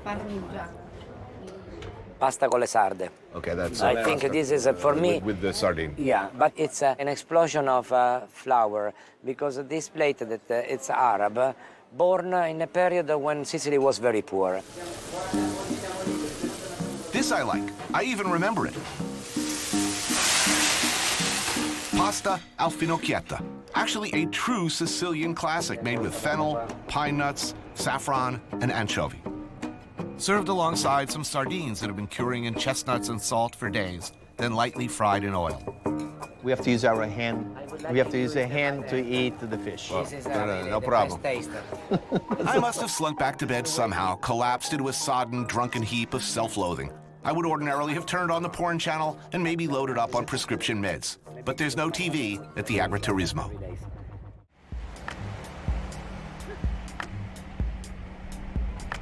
I love the films Godfather 1 and Godfather 2, but they had nothing to do with any organized crime from reality. They're opera. Magnificent opera, but basically a morality tale about loyalty and destroying the things you claim to love and want to protect. Actual organized crime members are, generally speaking, a bunch of spectacularly uneducated, lazy-ass sociopaths who have no problem stealing from their own harder-working neighbors. Here in Sicily, their interests are less glamorous than gambling and prostitution. They are, and have traditionally been, a gigantic, parasitical organism, one that has now grown to be of near equal size as its host. Mary Taylor Cimetti is originally from New York, but she's been living here in Palermo for half a century now. She's a food writer and at one time a reformer for social justice, which is a dicey thing to be here. You've been here all this time. Well, why? Well, I came for a year. It was going to be a year between college and graduate school. I just finished college. I met a man, and therein lies the tale. I married a Sicilian, and I've lived here ever since. Piccolo Napoli. It's a restaurant like a lot of others around here, except for the quality of its food. Tell me about, where are we, first of all? Okay. The father and mother of the present owner opened this in 1951. And there's a wonderful photograph there on the wall of the opening day. It started as really a tavern and has become a well-known and much appreciated restaurant now. It's very straightforward Sicilian cooking at its best. We start with some typical things, the kind of things I deeply love. The kind of simple good things that make me happy. Panelli, which is a fritter made from chickpeas. Some caponata, a sweet and sour eggplant dish, kind of like ratatouille, but more Arab in influence. A plate of olives, and some white wine produced from a small batch vineyard run by Mary and her husband. So there's a panelle? Panelle. Chickpea flour probably come in with the Arabs, maybe even earlier, because chickpeas have been around for a long time. This is the famous caponata, about as Sicilian as it gets. Yes, caponata and cannoli are the two internationally known Sicilian dishes. Devi mettere per tavolo, zio. 2 spaghetti al nero. This is what I've been waiting for. This is what I wanted Sicily to be, something to soothe my shattered soul. It doesn't take much, a bowl of good pasta. In this case, the famous spaghetti al nero di seppia. Spaghetti in cuttlefish ink. Also some casarecce al pesce spada. Pasta with swordfish, eggplant, and tomatoes. Okay. Ah, beautiful. Grazie, prego. Perfect pasta. Very happy with that. Good. I know you've been looking forward to it, so I'm glad it's good. Palermo's an expensive city for some things because the consumer is paying more so that the store can afford to pay its extortion money. The big change that has happened is that up until the mid-'80s, the late '80s, there were a great many Sicilians who thought if they were honest and didn't have anything to do with the mafia, they could live without being affected by the mafia. Apparently, 80% of the businesses in Palermo and 70% in the rest of Italy that pay extortion. That's a lot. That's a lot. But not everybody pays the bite. A small but growing coalition of businesses have joined a group called Addio Pizzo. a grassroots organization taking a stand against the mafia's traditional, near-total control over the food chain, from farm to table. I come out of the restaurant business in New York. You got taxed with every laundry order, every time they took your trash away. It was built in to all your basic services. Here it's much more the going around. Christmas and Easter, Guy comes by. the guy comes by. I mean, it's plain and simple extortion. Given that that's a pretty straightforward situation, some of these guys who band it together for Addio Pizza, I mean, what happens? The guy shows up and says, I'm not paying you. What happens next? Well, apparently now, the mafia has decided that it isn't worthwhile bothering with the people who belong to Addio Pizza. There's so many others out there, and why look for trouble? How true it is, I don't know. Right. To belong to Addio Pizza, you have to sign a pledge that you will not pay, and that if you are approached, you will go to the police. Right. Then they send you to lawyers and to another organization which deals with the people who are actually having trouble. It's incredibly complicated. I mean, there are no easy answers to it. Right. I mean, what about Big Farm? What about some of the things that are happening on a much more legitimate level? I mean, who's more destructive worldwide? I mean, yes, you could make a very good argument. That's a horrible thing. But I'm upset because I'm sounding as if I'm making apologies for the mafia. It's just, I think, what has happened, that having lived 50 years in Sicily, I'm much more skeptical than most Americans. Right. I don't know that... I know what you're saying. You're saying you're not so sure that a mafia-free Italy would they be that much more functional. That's it. No, absolutely. I mean, I'm not so sure. I'm not sure at all. But I am constantly amused by the fact that 45 years ago, if I said to Americans, I said, I live in Sicily. Sicily. How did a nice girl like you end up in a place like that? Really? Now it's on a farm in Sicily. How romantic. Oh, I envy you. So perception of Sicily It has changed. Has changed enormously. In 2007, there were only 160 Addio Pizza members. Now, over 800. Pretty cool considering we're talking about a group who have demonstrated no regret or hesitation in killing judges, politicians, police, prosecutors.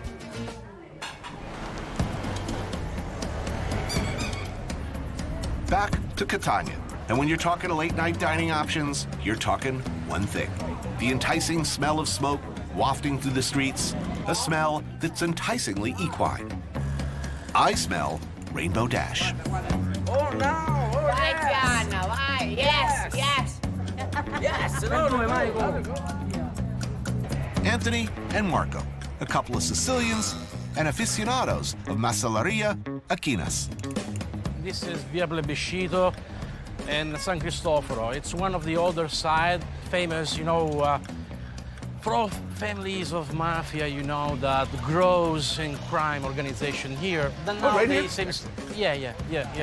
Nowadays seems to be like a bit more quiet because they are all getting arrested, so they prefer to sell meat against drugs. So right over there, you can bet on a horse. You can bet horses, yes. Here People you like eat to bet horses, and yeah. here you eat the one that loses. Right. The loser goes on the fire. It's not a nice thing, but I mean, sometimes happens for real, huh? Cycle of life. All right. Buonasera, buonasera, buonasera. So why horse? Where does this tradition come from? From Arabs. Maybe also the Egyptians. Then we have Greeks, 750 years before Christ. Then we have Romans, because we have to say that Sicilians are big bastards. We can say that. Yeah, of course, because we have been conquered by everybody. Also our dialect. There are many words that are understood by other people. If I say a Sicilian dialect word, maybe an Arab can understand me. An Italian, no, because the Italian language comes from Latin. Something different. We are Sicilians before to be Italians. Right. Remember this. Oh, no, I'll never forget. Com'è bella, vero?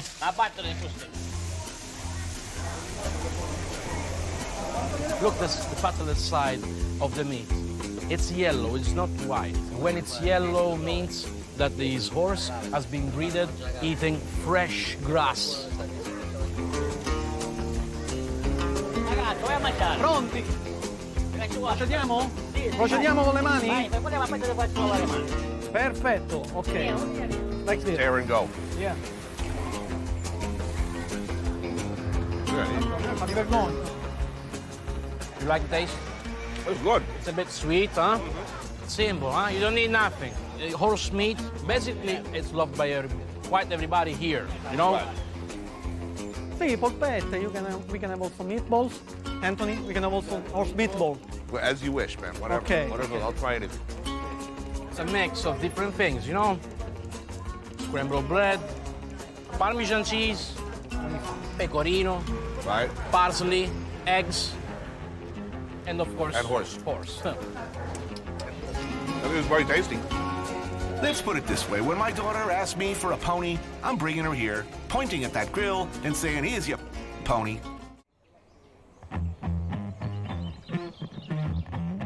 Parco dei Nebrodi is a national park, and within that is this free-range pig farm.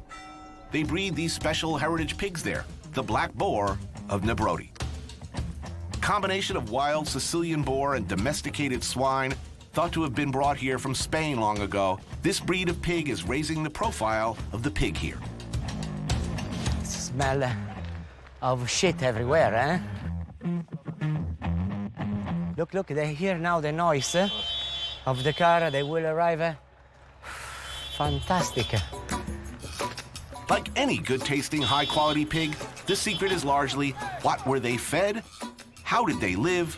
Were they happy? I'm a hunter. I never seen so many in once. It's like I feel... You should be shooting something. Yeah. È spettacolare, eh? A poorly fed pig who lived his life in squalor, stress, and fear makes for bad pork. This is why we should treat animals well. Not just because that's the nice thing to do, but because it makes them provably more delicious. Questo è un gran camminatore, riesce a fare roba come 30 km al giorno, per cui è un animale che vive salutare, vive bene. Chestnuts, acorns, roots and stuff foraged from the hills, supplemented by some nice, fattening grain during the winter months, when wild food is less easy and less plentiful. They catch here the animal only with the traps. Right. It's a shame that they don't let you shoot. I like pigs. Not to hang out with, to eat. I don't have a tattoo of a pig or anything, but I like them fine. And when given the opportunity to shoot one in the brain, or see one shot in the brain, so that I may sup on its entrails and other parts, I'm down. That's what's called cheering me up from some manic depression. Bang, and this pig is like Paulie. You won't see him no more. What's that?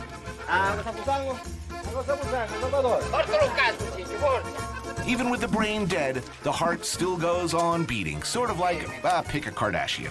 In this case, however, those last few beats of the heart are absolutely necessary to pump all that red cravi into a bucket for sanguinaccio. The salt helps keep it from coagulating prematurely. Allora, io sto levando la fibrina. Yeah, looking good. And so fast, incredible. There's a Kardashian joke there somewhere. Kim gets ready for the big day. It's date night at Chloe's house. Real housewife gets ready for summer. Grooming tips from Teresa Jeanette. I got 1 million of them. Let's hope Kanye never has to see this. Oh. We hang now. Vai. Vai. Vai, now senti. Then get to work. Okay. Very fast, eh? All those good bits, the lungs, kidneys, they get cooked slowly in fat with garlic, chili pepper, little wine. Is the meat also what? The liver? Sì, fegato, cuore, un po' di salato, vino, forse qualche poco di carne. So it's all the interior. All at the interior with a little bit of fat. That's like pork confit. Yeah. That's pretty. Meanwhile, the intestinal casings get filled with blood and gently poached until creamy, bloody delicious. Yeah. Come è duro, amore. and a nice spread of homemade cured meats, local cheese, and homemade wine. Let the party begin. So, what do we have here? Let's identify these products. Capicola? Capocollo. That's the This sliced is the prosciutto. Yeah. lardo. Lardo. Pancetta? That's, oh, that looks good. Anche quello. Guanciale. The cheese is a local. It's a provola dei Nebrodi. This is the ricotta, and it's just cooked in the oven. The bread? The bread is from the uncle. And they have also salame, and they have sausages. And this cheese? Perché non è un maiorchino, è una canestrato. And what do you call it? L'interiore. Yeah, the interior just on a pan. Right. Beautiful. Interiore. That's good. Oh, the best moment of the day. Indeed. Oh, yeah. What do you think about the cheese? It's good. Yeah, but you know, for me, the ricotta, really good. I think it's a complete country, this place. You discover Sicily in an aspect that I think that very few people know. This is incredible. Even the bread is the old lady that she made. Oh. You think of Sicily, you think of family, you think of food. This is more like it. Spaghetto numero 7, Dalea! Numero 7 spaghetto, ai, ai, Dai, mangialo, mangialo, mangialo!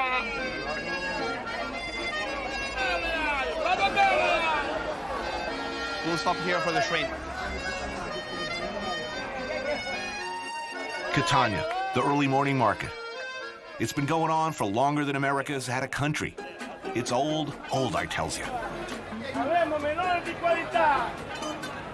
They know you here? You shop here often? Yeah. This is not Tommaso's first trip to the market by a long shot. His mom is a regular. She comes here almost every day. The eggs. And you see, this is a mix up. You can find here everything. Each butcher, more likely, they have their own specialty. Fresh ingredients. You know, it's baby lamb. Yeah, baby lamb, the sausage, the hamburger, the polpette. That is the pecorino normal. At least it's about 6 months old. At least. Oh, over here. This is the place where she buy the spices for her home and the veggies.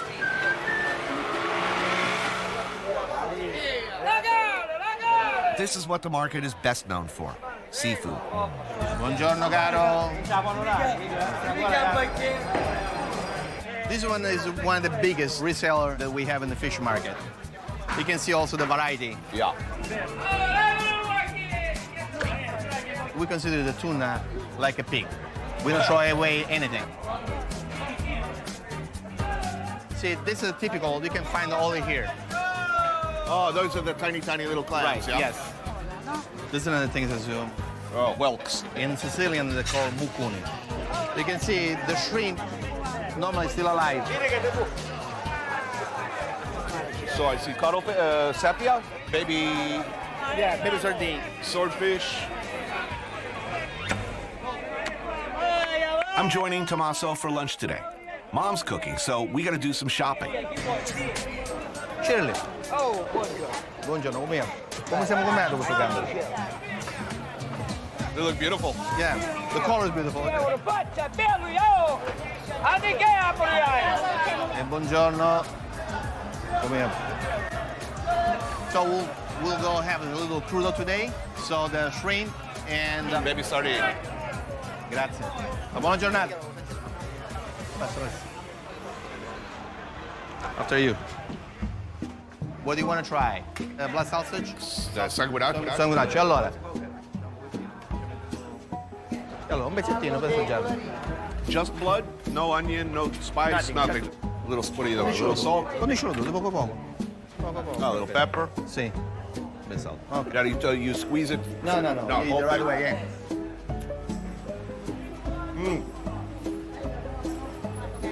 Questa sì, è italiano? Sì. Trippa. Trippa, sì. Questa è la cordiola. Sì. Oh, man. Is it the intestine rolled up? The salt. Ah, that's good. Usually, I don't like try plain. I like it in a sauce or spicy. That's good. That's very tasty. Looks like hell, tastes like heaven. Yeah. If you like this, you're Sicilian. You're right. Rivede. Pareve.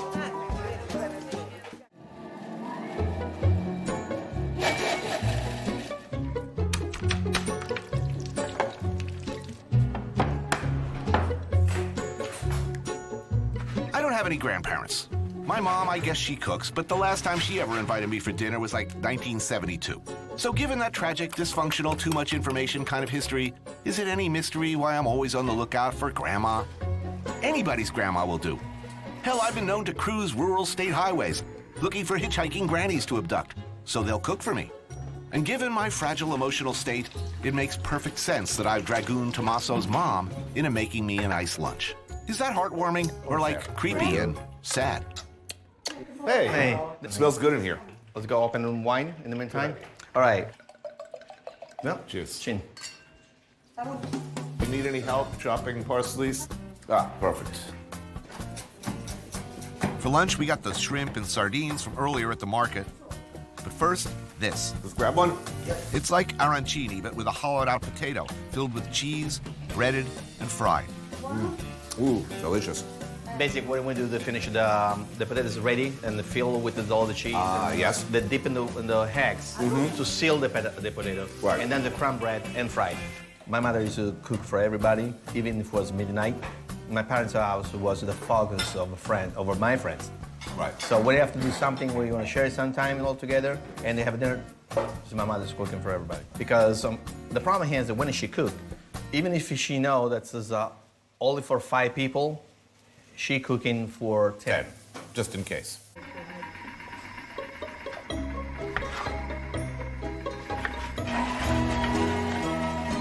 More caponata. This is Sicily, after all, and this is the classic starter. Also, a bread and tomato salad.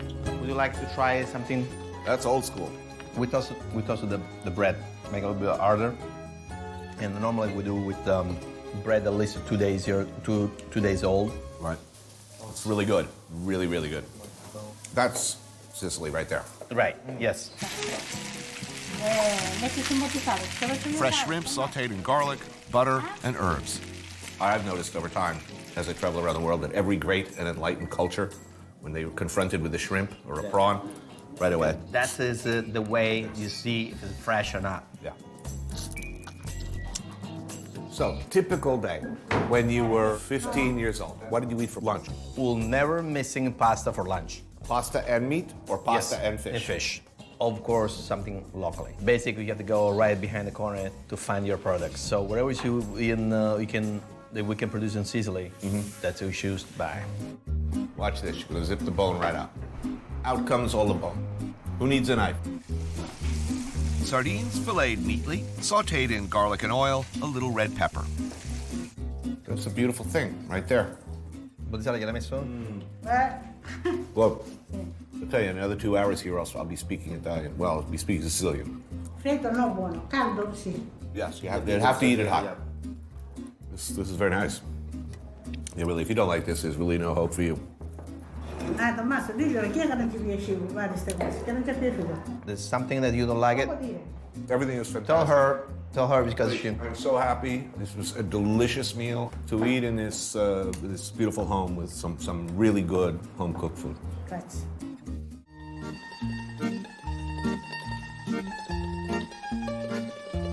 My last night in Sicily. And after this, I'm going back to New York, crawling under my bed and adopting the fetal position for like 6 weeks.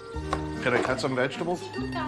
I may look normal. Okay, I don't exactly, but I'm not barking uncontrollably or running around shrieking with my pants wrapped around my head, which is what my instincts are telling me I should be doing.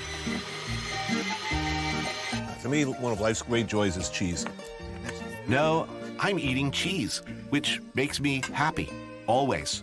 And drinking wine, good wine, and a hell of a lot of it. And I'll just make it over the hump with any luck at all. So we have a mozzarella here, a pepperoncino. Sí. You can start with that one on the middle. I will.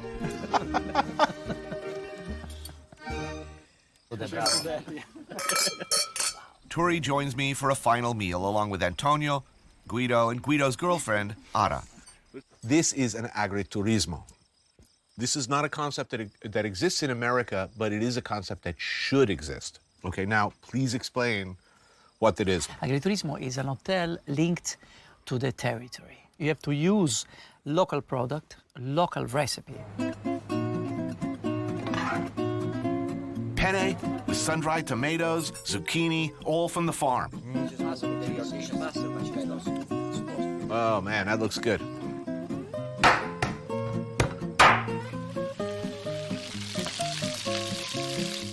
Wow, fantastic. Whoa. Some nice rabbit, olive oil, also from the farm. More wine. I might just make it. What now? This is called coniglio agrodolce, sweet and bitter.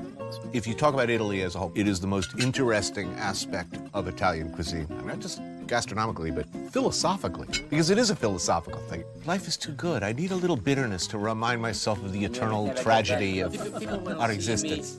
You are right, the part sweet and sour of the life.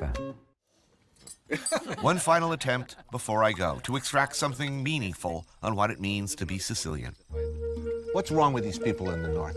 People from the south are coming from this Greek stream culture, where the philosopher, while in the north, the Austrian came through, and also very that's the harshest, meanest thing anyone could say. Oh!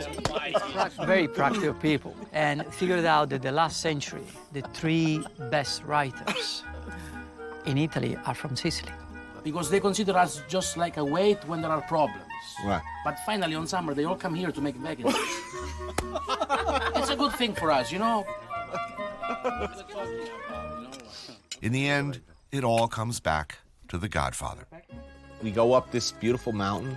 It's this incredible town. It goes back to the 12th century. There are few places on earth more beautiful. But there we are sitting in what it was like a Godfather theme park. Oh, look, Michael Corleone got married there. Oh, it's so fantastic. You know, I just look at these people, you know, with the Godfather T-shirt, you know, on top, and I say, oh my God. Why people get stuck on this I love the Godfather movie? Because there is this big sense of family. Michael had many options. He destroyed his family. And everybody, everything he touched. In a way, it's fair. So it's fair. Coppola did a good movie, for sure. Coppola, he didn't it up. No. No. No. No.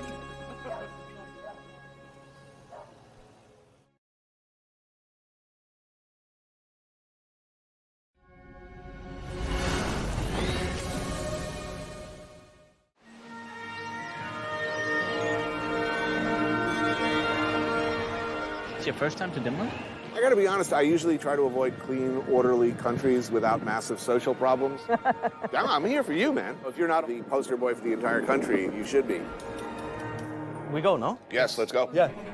You are saddled with the weight of best restaurant in the world. I know, this looks totally bogus. It's fantastic. You need to work 20 hours a day in order to achieve this. Come on, guys, they're waiting now. Let's go.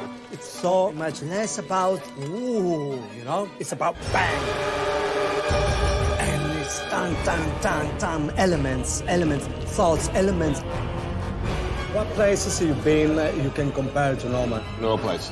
It's a whole different world. Beautiful. I took a walk through this beautiful world. Felt the cool rain on my shoulder. Found something good in this beautiful world. I felt the rain getting colder.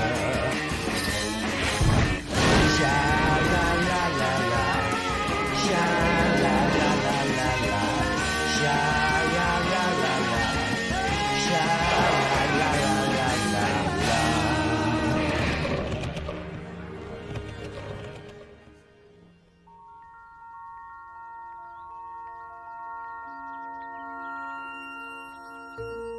Once upon a time, in a land far, far away, there was a place. A very special place. A clean, orderly, and nice place. Usually, I hate clean, orderly, and nice. The air smells fresh and physically fit. Statuesque blondes pedal through streets lined by old buildings and canals. I read something very disturbing on my way here. Apparently, Denmark is like the happiest place on earth. They actually keep stats on this. Yeah. Apparently, Denmark is far and away #1. Yeah. The happiest, most content place on earth. Well, the colleges are the same for everybody. Free? Free. But that's And un-American, man. That's socialism, isn't it? Yes. I mean, here, that's not a bad word. Okay, they pay like 60% of their earnings in taxes. But then they do get things like free health care, 52 weeks maternity leave on full pay. When I had my kids, 2 rooms down, that's where the future king had his kids. There's no like Beyonce suite? No, we're all there, and we're all the same. And that makes people more happy. That looks like a nightmare to me.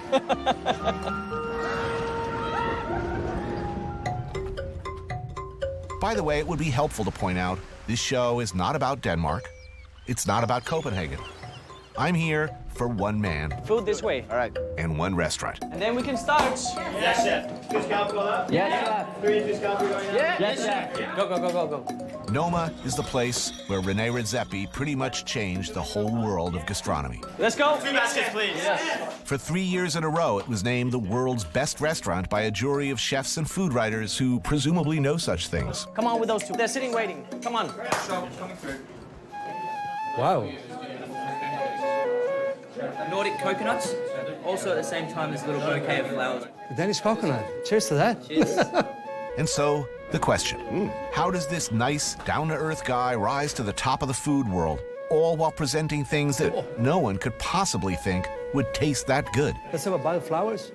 Oh, man. Oh, they're delicious. I'm not sure, but that's what I'm here to find out. Have they had the moss? Let's give them the moss. Yes, chef. We know that Noma has been said to be the world's best. This is a dish that takes 20 man-hours of work a day. And what we've heard outside of Denmark is that Rene sources his ingredients exclusively from the Nordic region, mostly from within 60 miles of the restaurant. Get a better one than this. Need better vessel quickly, come on. Yes, chef. Think about that. Denmark is not exactly the Mediterranean. Summers are short. Service. Yeah. What Rene and crew started, what they're famous for, is foraging for ingredients. Reindeer moss with last year's harvest of sep mushrooms. And color me dubious. Did you ever eat moss before? No.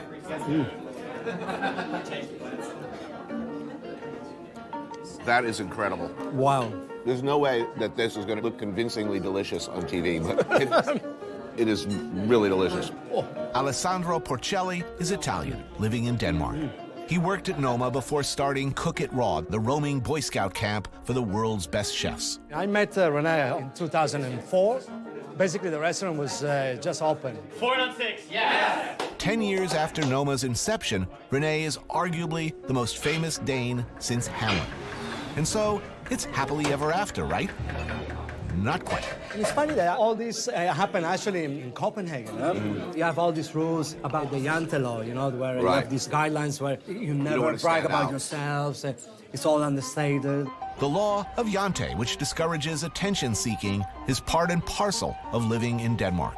Danes who think too big are often cut down by their peers. It's hard to really make an effort. And if you stand out too much, you know, get off your horse. Okay, so let's say you start a restaurant and you announce right away, well, this restaurant's going to be different than anybody else's restaurant. You see where I'm going here. Are people mean originally, or they talk about you? Do they... I mean, how much foul language can I use on this show? We very quickly became the big band of the seal. Seal? Seal. People can be so cruel. Do Danes like this place? No? I mean, they're proud. They accepted it. It's the attention of the whole world. Yeah, exactly. Fire 3 sorrel, please. Yes, chef. To tell the truth, food nerds, captains of industry, celebrities, you name it, have been flocking here for years. Chef, 4 sorrel coming up now. Some waiting months for a reservation in the 45-seat restaurant. So we have a sorrel leaf. It's marinated in a grasshopper garum. The idea is you want to use it like a spoon and sort of scoop all of this green snow, which is made from nasturtium leaves. Damn, that's good. The technique You don't notice it. You notice the flavor. It's, holy, that's delicious. That's really intensely, it's like I've never tasted a green vegetable that good. So we're in Tivoli. You see, there's like lawns, people sit down, the sun is out, the birds are singing. This is where happiness was invented. Tivoli Gardens, it is said, is the second oldest amusement park in the world. Stroll in here, watch the pantomime that's hundreds of years old. I've only been here once with my kids, actually. I work all the time, unfortunately. Well, this is usually the place where young kids take their first date. How old is this thing? I don't know, man. This is made for kids. Does it feel a bit wobbly? Totally, and ancient. I'm a little uncomfortable. You see, Copenhagen is dangerous, too. Yeah, right? Whoa. There you go. Damn, you know, this is not bad. So there you see, just it's a little tiny park in the smack center of the city. It's not huge, is it? It's all just squished right in the middle. It's like Singapore, you know, all dense together. And yeah, but no death penalty. No, only the sort of the public humiliation if you f up with something.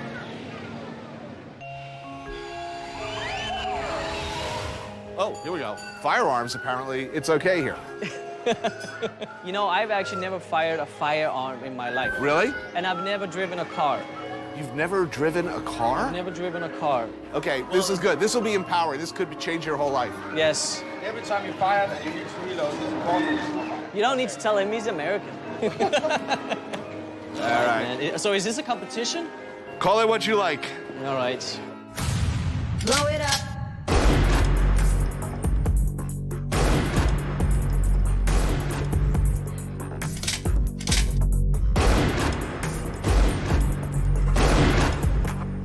Oh, this is exciting. I think we definitely have a winner here. Oh my God. Not a single one? I had to go. That's what we call a nice grouping. This is like a public school, you know, shooting range. After this, we're going to steal a car, and I'll teach you to drive. Yeah. Come on, guys, they're waiting now. Let's go. Familiar with this one at all? No. So traditionally, it's served around Christmas time. We call them able skewers. You got a little fish rammed right through. I love it. Isn't it sweet? And there's a pickled cucumber in the middle. That's great. Is it just awesome? Very traditional flavors. There's all these old school restaurants that have been here for hundreds of years. The herring, the rye bread, the smoked fish, the traditional stuff, you know? There we go. Thank you, my good man. Welcome to the happiest place On Earth. on Earth. Oh, there we go. All right. Smoked eel, fjord shrimps, Pickled herring. pickled herring. These tiny little shrimps, it's one of the few seasonal offerings that Danes look forward to. Our eating traditions are not that big here. Historically, we've eaten for survival. It was fuel to us. Lutherans were not exactly the most fun bunch. It was sinful to take too much pleasure in food. You know, if you're sitting at the table going, oh my God, that's so good. Ooh, that's delicious. You're already going down the slippery slope to who knows what other kinds of behaviors. You know, my father's an immigrant here. I'm not even full Dane. Your father was Macedonian? Yeah. Mother? From the former Yugoslavia. And then you left Yugoslavia at what age? 14. People make fun of me when I say I've never driven a car, but I never had a Coca-Cola until I was like 17. It just wasn't in a small little village where there's two cars, you know? The first food memory I have is also from there, and it was my father, and the day before we'd been to the mountain picking chestnuts. And I remember so vividly as a little child, I woke up and I saw my father roasting chestnuts. And then I started hearing all these things popping.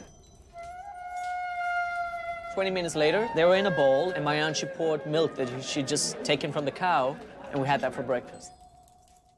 It was so natural that we went to the mountains for chestnuts, you grew your food yourself. These sort of experiences growing up, they really shaped the type of cook I am today. So now you have a generation of young cooks like myself, and they're all over town, looking for the flavor of a region. What is the flavor? What are the ingredients that we have, and how do we combine them in a way that tells something of where you are in the world? Between me and nature, there's not so much love. Nature is where bugs live. Port Terry call that? Yeah. But I'm learning reluctantly, over time, how much I've been missing. We can present it now? Renee's proclivity to scrounge around for flavorful stuff that grows wild Welcome to the beach. What do you think of a good old Danish beach? pretty much kick-started the restaurant world's now widely emulated practice of foraging. You see all this grass, but actually these are succulents. We're doing beach cabbage for them, no? Yeah. Rene, since the beginning, is thinking about how to put into a plate what's around you, basically. Well, you need to be like a 19th century naturalist if you're going to do this. Yeah, you're you going need play to be a this. botanist, a naturalist. Chew on this. You taste cilantro? Yes, the cilantro. Disguised as grass. Here, here, here. It's everywhere. Good to go? Service. Service? So we have some roasted turbot. The roe is on the top there. Beach plants, beach cabbages around the outside. So I know these ingredients. We were plucking them yesterday. Yeah. Wow. This should be the future, no? Your mama cooked these dishes. Let's go and forage, guys. Come on, kids. Oh, there you go. Look. Sea beans. Salty, juicy, crunchy. I mean, if I were looking at this at home, I would very much be thinking, come on, man, it's grass. It's grass. Yeah. It's green stuff. It all tastes the same. Yeah. It totally doesn't. It totally doesn't. Now, is some of this stuff poison? Yeah. Have you ever eaten something that... Oh, yeah. On-the-spot diarrhea. Really? Oh. The dark side of foraging. 2 fish heads. Yes, sir. Growing your own food, finding your own food. Yeah. That was life in Macedonia. Yeah. But for a lot of people right now, it is an affectation. The worst moments, the worst meals are when people are just following a sort of a culinary trend. And they will see, oh, there's an edible, but it tastes like but it's edible and it's foraged, therefore I put it on the menu. You know, it's gonna go on the fish no matter what. 2 pikehead walking, beautiful. Oh, now. Pikeheads with the beach herbs that you guys foraged for yesterday. Ah. Okay.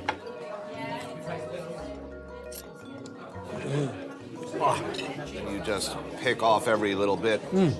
But I think even at its most ludicrous manifestation, surely it is a positive thing that people are actually starting to look around and see where shit grows. It still is good because people are being connected to the place they're in. What's edible, what's not? What is there to eat?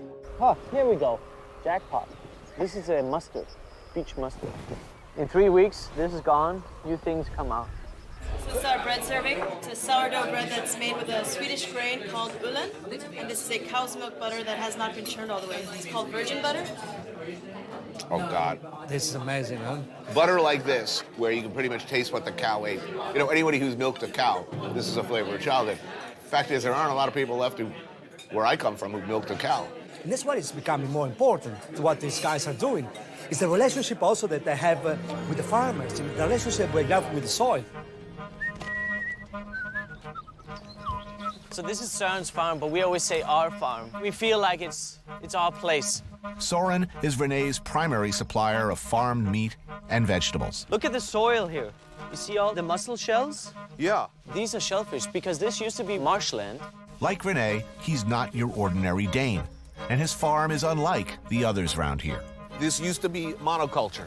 Yeah, 15 hectares with carrots. Just carrots. And now, how many, what are you growing? Between 120 and 170 different things.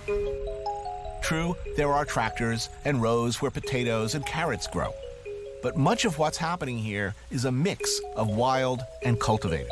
This is wild angelica. That's chives, the purple flowers here. Oh, yeah? Yeah. Wild onions. And you could grow them. Here, let's grow some for next year. There you go. The first time you come up here, you go into this and it's like, a flower garden. And he will say, no, no, no, this is the leek field. They're so nice. You're touching them like they're jewels.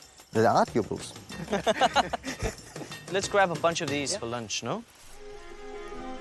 Is leeks going? Yeah. The pressure in farming is to have a monoculture and to provide year in, year out what you know is going to sell and what the market demands. Would you mind grabbing a few of these plants? They're going to grow up, so don't take the root. It's very, very hard for a small guy to say, you know what, I'm not going to grow carrots anymore. I'm going to grow a whole bunch of different interesting things, and I'm going to grow them as well as I possibly can. Yeah, this is pretty much a first for me. This is the first time you fall to your knees for a green plant? Yeah. How long for leeks? 1 leek up, 2 leek up. Do you think we'll ever reach the point where guys like Søren will be in a very good place? I think that if we cut the middleman, get the producers, the farmer, to talk directly with a guy like René. Nobody ever teaches you that the symbiosis you need to have intact is with these people that grow the food. You're never taught that as a cook, which is strange. No, get a better one. Can we have another leaf that looks more similar in size to this one, please? Okay, let's go. And I think also, respect to your chefs, how should you know anything about this landscape? I've been here for 30 years and I just know small, tiny part. Grilled leeks. So we just scoop it up. I think we picked these yesterday. Oh, yeah? Oh, man. That is the meatiest, most umami-filled vegetable I've ever had. Yeah.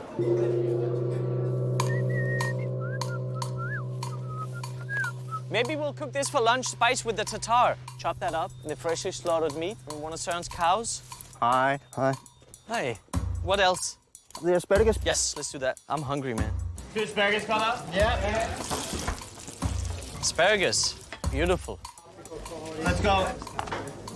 Do we have salsa, please? Yes. And then just one dollop in there in the middle, okay? Yes. We roast the asparagus with this pine. That's why we have the branch. Do not eat that branch, however. Okay. So underneath is a small pile of tender spruce shoots, grilled green asparagus sauce, and a little bit of fresh cream. That is incredible. Wow. The flavor of this, huh? So this is actually beer made from asparagus. It's tasty. Yeah. What's the meat? Veal. Veal? What was the name of the cow? 763 00330.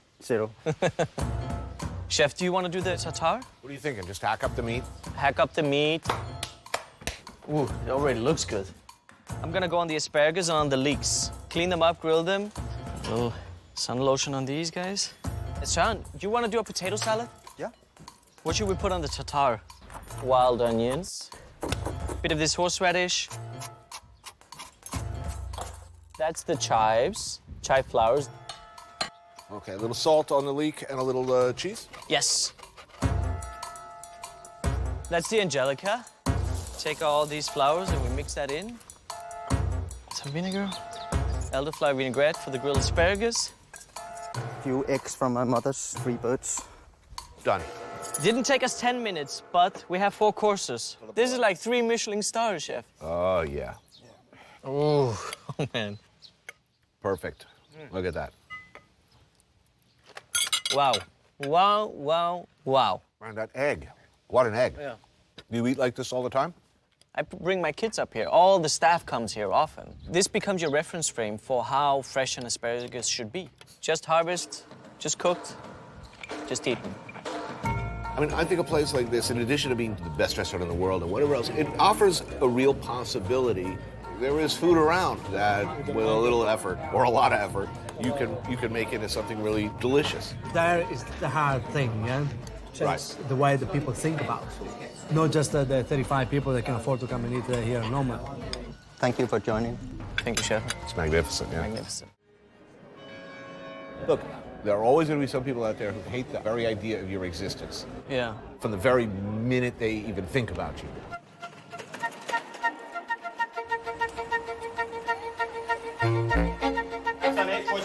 Yes. There's a Danish expression for not wanting to stand out, not wanting to talk about yourself too much. That's called jentelon, the law of jente. Wow. So it's yeast? Yeast product. It's beautiful. Here we are, 10 years ago. We're opening. We're saying we're going to try something else. 2 lobsters on hold. 2 lobster broth called out. Yeah. Stuff like that in that time was just unheard of. It was beyond stupid. And why do you even try? Why are you fiddling with stupid concepts? Roast broth with wild lobster claws and nasturtium petals. Wow. Look at this. This is very complex. I know in the beginning a lot of Danes were calling him the seal. Yeah. And they were laughing at him. It's a very new thing, you know, food here in Denmark. It's not something that they had like we have in Italy or they have in France. No, here it's a different story. You have a huge part of people that are still so much in love in the old world. 4 lobster called out? Yeah. Yes. I mean, I've even been told that I have fascist tendencies in me. There's been op-eds written in Danish papers. Vinegar, please. Linking what we do at the restaurant to some of the most horrible moments in recent history. So this is the tail of the lobster with a little bit of the head juices underneath these nasturtium leaves. Use your hands. I will. It's luxurious. So how's it changing? That's what's interesting. In 10 years, it's really gone from, the seal to igniting a new confidence in this city, in this part of the world, that I never grew up with. A possible forebearer to this new challenging of the status quo can be found right in the heart of the straight-laced Danish capital. I think Christiania is one of the most awesome places in the world, which is not very Jantelorish to say. A well-established enclave of hippie anarchist squatters. Sounds about as attractive as being sentenced to life at a fish concert. But there are some interesting features of Christiania. There's no government to intrude on your personal freedom. You're free to behave in as eccentric or normal a fashion as you wish. Here, I mean, you can be the freak that you are, and if you want to spend your day talking to a tree, you can do that without being frowned upon. Rasinga and his friend Joker are in local government, such as it is. Christiania has been here for some 40 years. It was a military area that was abandoned, and it was then occupied by squatters and hippies. Despite the fact that the different governments didn't really appreciate what was going on here, nobody actually had the will or the strength to put people out. Who picks up the trash? We do. What about the essentials? Electric, water? We buy it from providers, but we do it as a commune, as a collective. We pay only one bill. But what I like about living here is the fact that my kids get to walk around the streets without worrying about being run over by a car. There's no hard drugs and no cars running in the streets. I mean, it's like a little village. It's very secure. Are you a hippie? He is. You have 2 eggs smoking now? Yeah, chef. So right down there we have Pusher Street, which is probably the most famous part of Christiania. The green section, right? Yeah. We buy weed and hash oil, hashish. Yeah. I would never do that as a responsible journalist, but I'm interested in investigating it. Pusher Street, it's a beloved institution here. You are free to see an array of cannabis products. Theoretically, by the way, marijuana is, not legal in Denmark. But there's a great tolerance for marijuana here, and I think that's because it isn't really harmful. People who smoke too much, maybe they pass out. Right. Whoa, quail egg cooked in hay. Wow, that's like the greatest thing ever. That's a perfect dish. Perfect dish. I want more of those. Yeah.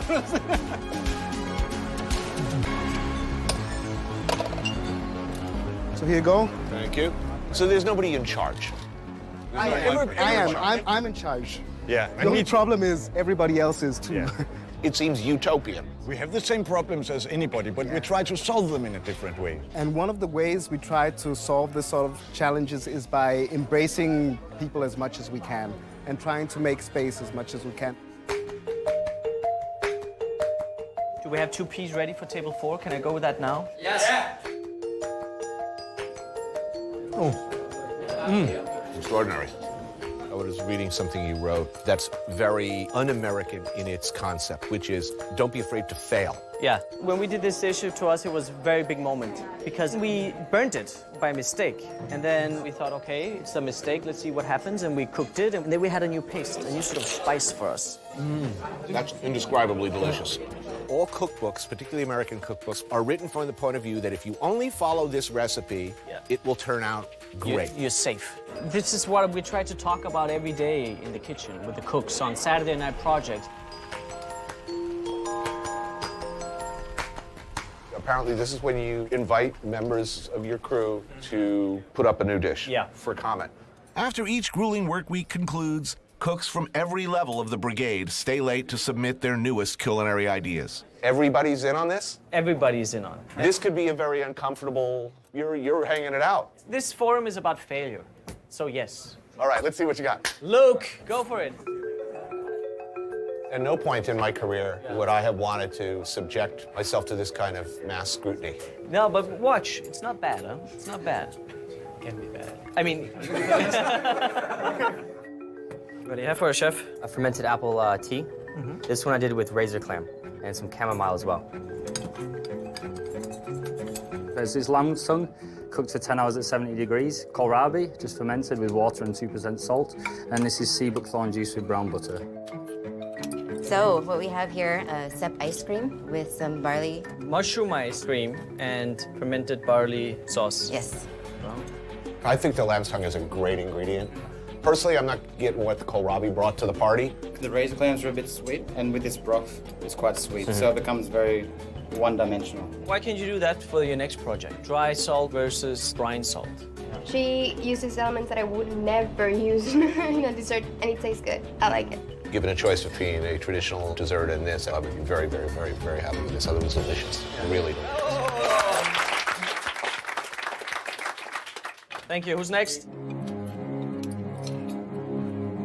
Oh.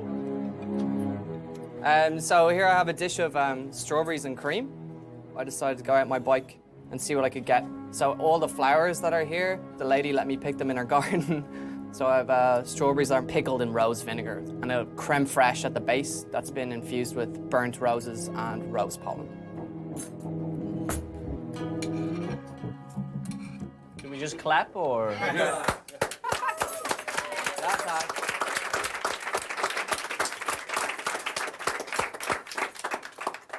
And then that might well end up on the menu? No. This is not about putting things on the menu. No, I mean, if somebody makes a masterpiece, it's their masterpiece. Really? Yeah, yeah, of course. Isn't it your historical imperative as the chef to take his good work and innovation and put it on the menu and take credit for it as your own? I mean, that's the way it's been done for centuries. This is not the point here. The pursuit of enlightenment and knowledge is its own reward? To me, yes.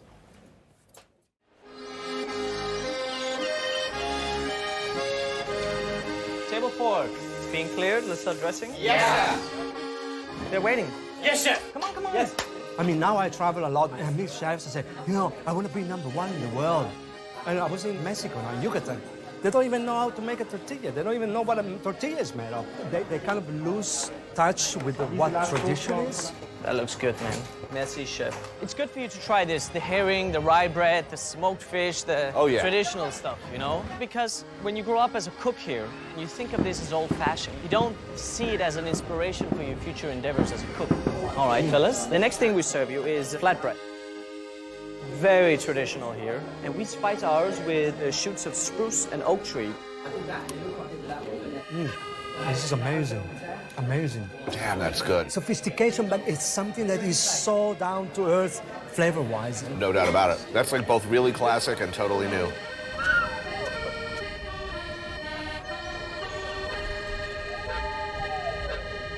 How you doing? How are you? Hello, it's Nels. Cheers. Cheers. I'm learning. Danes may be stiff, but they sure as hell know how to drink. Niels is a Danish Renaissance man. Drinker, sailor, charter tour boat operator, musician. So you're a neighbor of René Of Noma. and Noma. I have known him from the absolute beginning. And when Noma, can we start now? Yeah, we're going. We're going. Well, what did you think of him when you first met him? I saw an ordinary man. He fight for what he think about. I mean, he had a vision. Yeah, a vision. He have a vision and fight for this. All right, it's very close for 2 bitters. Yes! Nice done, chef. Oh, there we go. What is that? Oh. Look at the beautiful girl there. Cheers. Here we go. What was that? Camel dance. What's in it? It's camel dance. I know, but what is that? I don't know exactly how you make that, but it has been drinking in Denmark for many years. So we have gammeldansk. It's a liquor. So it's a Danish bitter that has about 30 different herbs or so. So we made an ice cream with dehydrated milk and sorrel. It was delicious. Oh, exceptional. Oh, here we go. Camel dance. It is good. It works. It is good. It works. It works. Look at this. Where you come from? New York? Yeah. Yeah. How did you know? What? It works. He said. Thomas, can you come and help me dress here? Yeah, don't let them touch each other, okay? Yeah, just there. Perfect. What would traditional Danish food be for you? Potatoes. 2 potatoes. And some kind of meat and sauce. Do you taste the sauce? I did taste the sauce. Yeah? I tasted it. Hello, fellas. We fermented barley, and we cook the potatoes in that and serve with sturgeon roe from the lakes of Finland. Wow, man. Oh. It has a grappa homemade whiskey. After it, yes. I know this flavor well. One more time. Here we go. What are we doing? Going to? I'm a little bit hungry. The famous, the Danish national late night dish.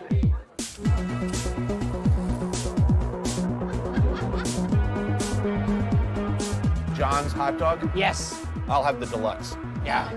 This one is an organic sausage. Organic sausage. Made with wild garlic and bacon. Sounds good to me. He make his own mustard. Wow. Onions are pickled. Whoa. Here we go. That's a classic one. All my happiest moments seem to revolve around meat in tube form. That's superb. That's really good. Don't film me when I eat that. Now, well, only the moments when we look good. These onions are awesome. I think that's the way. We have to make something new. But respect the classics. This is what we should transmit to the young guys, you know? The passion to present something on a plate that is delicious, but also make sense of your own environment, but it's authentic, it's yours. If you don't have a clear understanding about what tradition is, how can you innovate? Come to Copenhagen. Noma for lunch. John's for dinner. And Somewhere in the middle, yeah. gammeldags and beer. Right. Welcome to the Nordic Food Lab. Just across from Noma, located in a converted houseboat, an entity separate from the restaurant. A place Rene set up to further ideas and experimentation. Ben is one of the guys in charge here. Nutmeg's a bit hallucinogenic, so I decided to make something ammonia-rich with lots of nutmeg, leave it for a while, and then we'll see what happens. So it's hallucinogenic fish sauce, potentially? In theory. Some of the things that we're doing, really, I mean, they are just pure experimentation for experimentation's sake. And it's pretty damn delicious. I like that. It's another food item on your shelf. And me as a cook, that's what I want. These are 2 years old cherries with the cherry pits and wild roses. 5 years old wild roses now, very deep, intense. This is amazing. Amazing. They're not just thinking about what tastes good now, they're talking about, will this taste good in 2 years if we ferment it or age it or dry it? We like to ferment it. We add bacteria to it so that it needs 3 years of time and then it becomes utter delicious. The diversity available to us through looking at fermentations and looking at different bacteria, looking at different molds, yeasts, all sorts, is absolutely enormous. There's stuff rotting in jars and vats to these experiments in fermentation and flavor. You're all doing some sinister down there, I know. So this is a ferment of Chenopodium, a wild type of spinach which grows around here and no one uses them. Maybe even reminiscent of foie gras. Serious foie. Serious foie. And this is from a weed that grows everywhere. If you do it with gooseberries, lacto-ferment gooseberries, you get golden drops of perfection. Can we have 2 berries on 4? Yeah. All right, fellas, the next thing we serve you is the dried-in juices from last year's harvest of blackcurrant, and then we wrap it in wild roses that we've had in vinegar for 2 years now. Oh, lovely. Acidity, creamy. It's like super powered. Wow.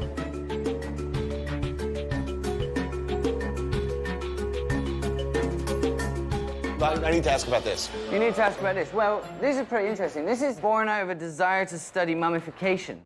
Everyone used to eat mummies, apparently. They were considered a panacea. So this has been cured with resins, alcohol, spices, with honey, with propolis, all kinds of things that would have been used in a mummification embalming process. Let's taste it. Let's taste it. There you go. So it's quite moldy. You mean that in a positive way? I don't know. I mean, it's an experiment, you know, like, I mean, it's a 6-month-old piece of roe deer, so I suppose it's somewhat inevitable. It's not unpleasant. It's interesting. No. Tastes like Egyptian. Point call that, please. Yeah. We just had one project funded. Deliciousness as an argument for entomophagy. So deliciousness as an argument for eating insects. Wow. Here we have grilled onions, fermented pears, and salt made out of wood ants. Wood ants. Wood ants, yeah. Cool. And that's delicious. It's amazing. You know, some of the ants we've been experimenting with, that's like you eat it, it's like zing, it's like excitement in your mouth, party, everyone's invited. A lot of the other ones, they need a lot of work. Here we've got wax moth larvae mousseline, which is with hazelnuts, and then you've got a morel sauce. This is bee larvae. They're like little lumps of fat. It tastes like insect. Yeah. Next taste, fermented fish, herrings. We stuff them with molded grains, and these have been here since January. So it's been filleted and then put with juniper and with lingonberries, a little squirt of aged apple vinegar. Wow. It's delicious. That's good, man. Yeah. That's lethally good. Yes. I can think of 10 different ways I'd like to eat that. Definitely. Standing up, Sitting down. on bread with beer. Being fed. So it sometimes takes a while to stumble across these things, but slowly but surely they come out of the woodwork. Let's have some crayfish. Delicious.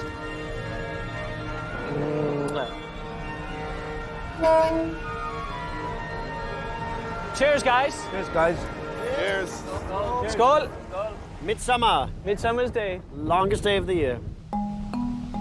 The Danes, to mark the Midsummer's Eve, gather and partake in traditions. And the sun comes out, we salute you. Like enjoying picnics, building bonfires. There's a fire. Oh, yeah. There's gonna be a fire. And burning witches. We made those fires back in the days to keep the witches away. Because they thought all the witches was meeting on these solstices and blah, blah, blah. Okay, where's the pork? Is this roast pork? Very, very traditional. Without this, Danes could not live. So we have a pork skin and chocolate with freeze-dried blackcurrants. Cool. For you guys to share. Thank you. Wow, that's wild. That's wild. It's the flavor of Denmark, right? Roast pork with crackling, red cabbage, pickles. Man, that is a serious sandwich. That's Oh, that's just amazing. Oh, a rainbow. This is almost too pretty.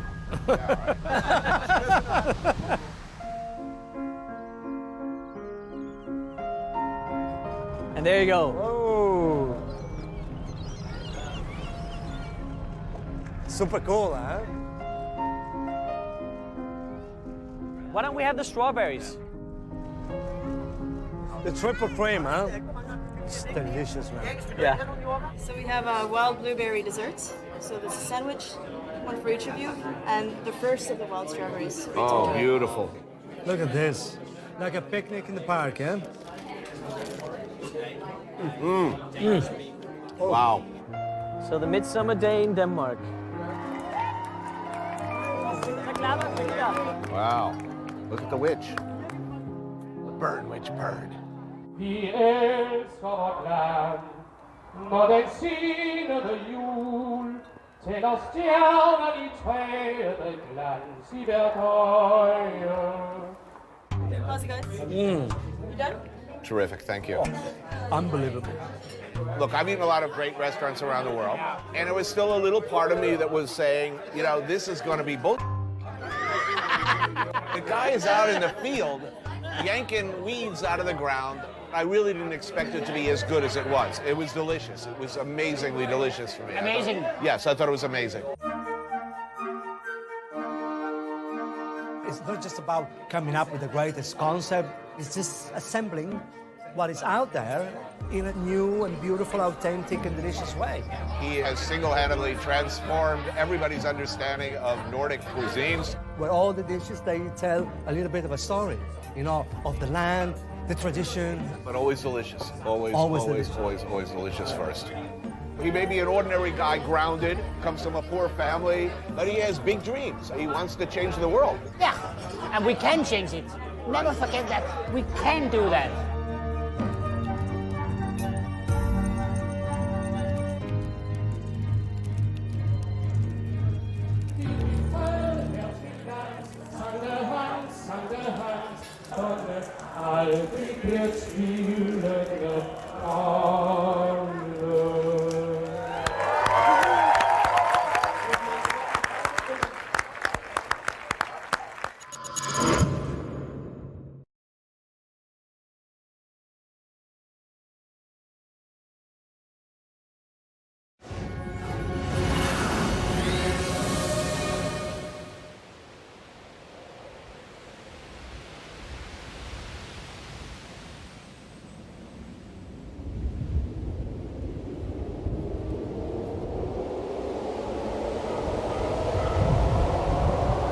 Everything changes.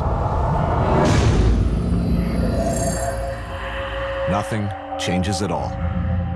I took a walk through this beautiful world. Felt the cool rain on my shoulder. Found something good in this beautiful world. I felt the rain getting colder. Sha la la la.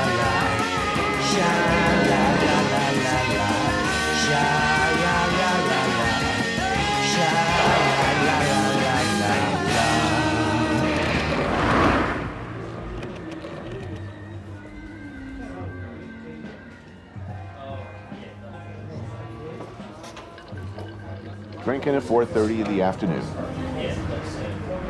It's the perfect time. The light is just right. It's important.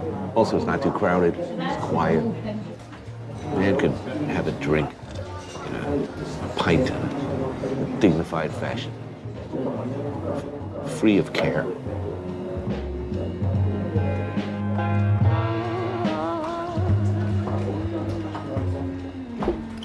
Iceland. No, thank you. There you go. Thank you so much. So you're on holiday? Sort of. It's your first time in Glasgow? No, I've been a number of times before. I haven't been in this pub before, though. Oldest in... 1510 was the building. 1510. Amazing.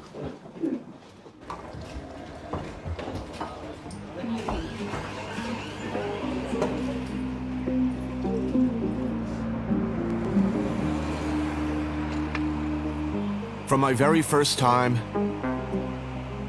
it was Glasgow. My favorite city in Scotland, one of my favorite cities on earth.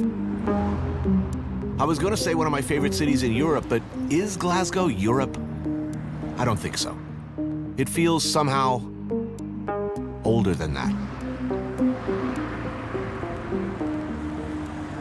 To many outsiders, Glasgow is seen as a hard-scrabble, even fearsome place. A place that history has moved on from. But there is definitely a sense here that something different is around the corner. What will be one of the most important events in Scottish and British history. More than 4 million people will decide whether Scotland should stay in the UK or become an independent country. Will Scotland stay or will it leave the Union? Scottish independence could mark the beginning of the end for the UK as we know it. But in the end, 55% of Scots voted to stay in the Union. That left almost half the population still hungry for independence. And with 73.5% of teenagers voting yes, England had its undies very much in a bunch over the possibility of an unraveling of the Union with Scotland. It's an idea that is overwhelmingly popular in this city above all others. Glasgow's a gutsy city. I'm told there's going to be big changes, a different outlook, regeneration, but I still hear the cries of yesterday.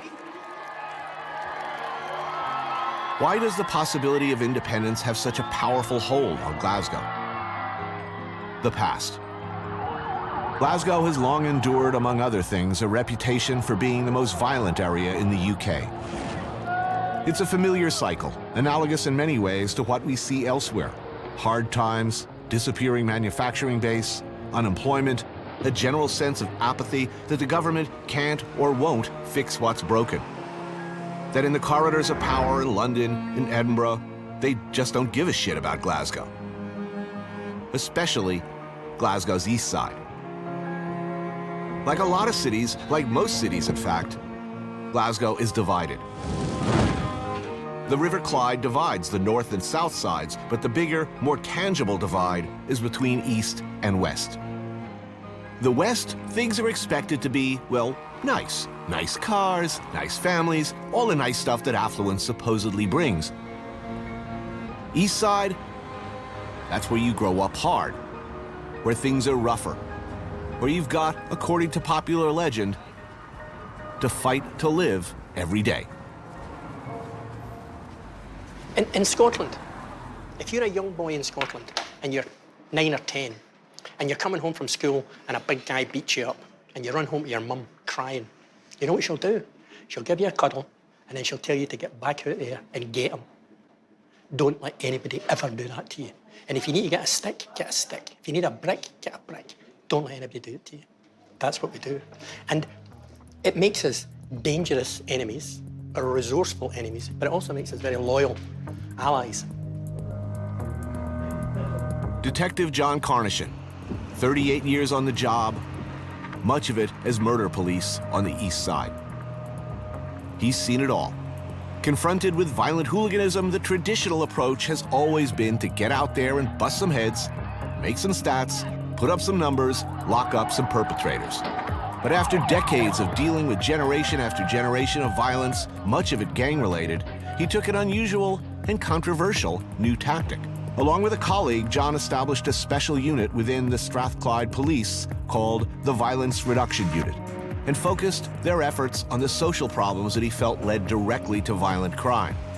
His peers, unsurprisingly, were dubious. But as of 2014, Scotland is at a 40-year low in violent crime. Retired from the force, Carnation now advises law enforcement around the world. When in town, though, he likes to come here. Typical Scottish fare, Mother India.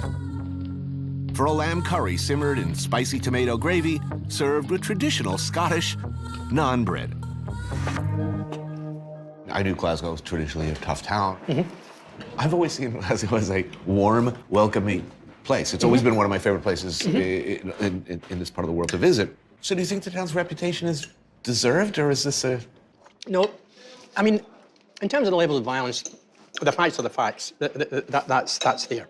But statistically, if you don't live or come from Glasgow, your chances of being a victim of a violent attack in Glasgow is something like 0.000. I've never, ever felt, and I've done a fair amount of stupid behavior here, a fair amount of drinking, a fair amount of you know, putting myself in the sort of, you know, situations that they advise visitors to a new town to not do. I've never, ever felt uncomfortable here.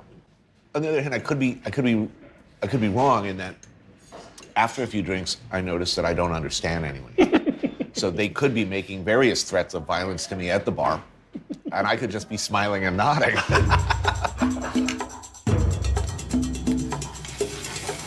Indian food is, of course, huge here, as it is everywhere in the UK.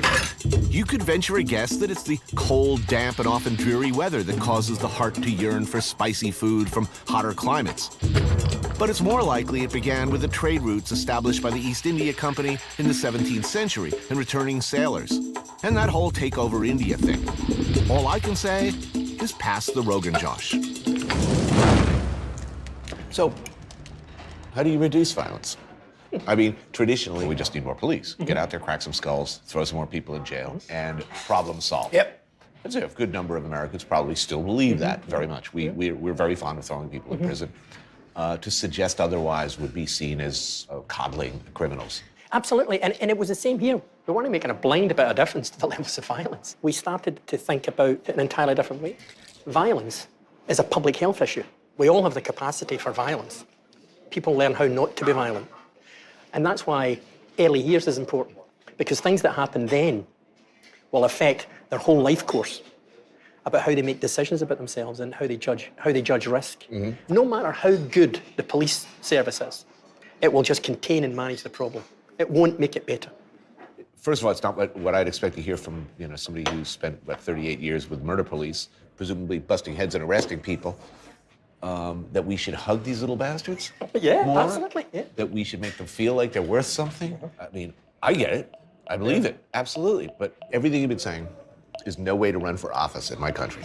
You shouldn't. But I mean, if you say, look, this is going to take a generation, they go, oh, politicians don't know about generations. They don't think the next election, for goodness sake. They're worried about the newscast on Monday at 6 o'clock. A lot of headlines. Yep, absolutely. The truth is, we don't have it licked here either, Tony. We don't have it sorted here. But we're on a journey. So what's going right here? Come on, let's face it, this is one of the most awesome cities anywhere. People. That's how it's going. Individuals starting to get together and say, look, this is shit, we can't keep doing this.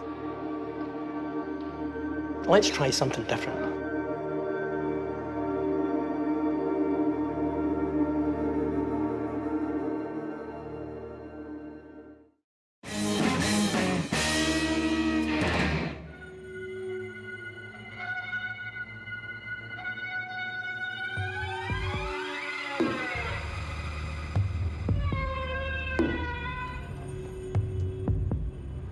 Look, I don't want to give you the impression that Glasgow is an impoverished wasteland filled with violent hooligans and gang members.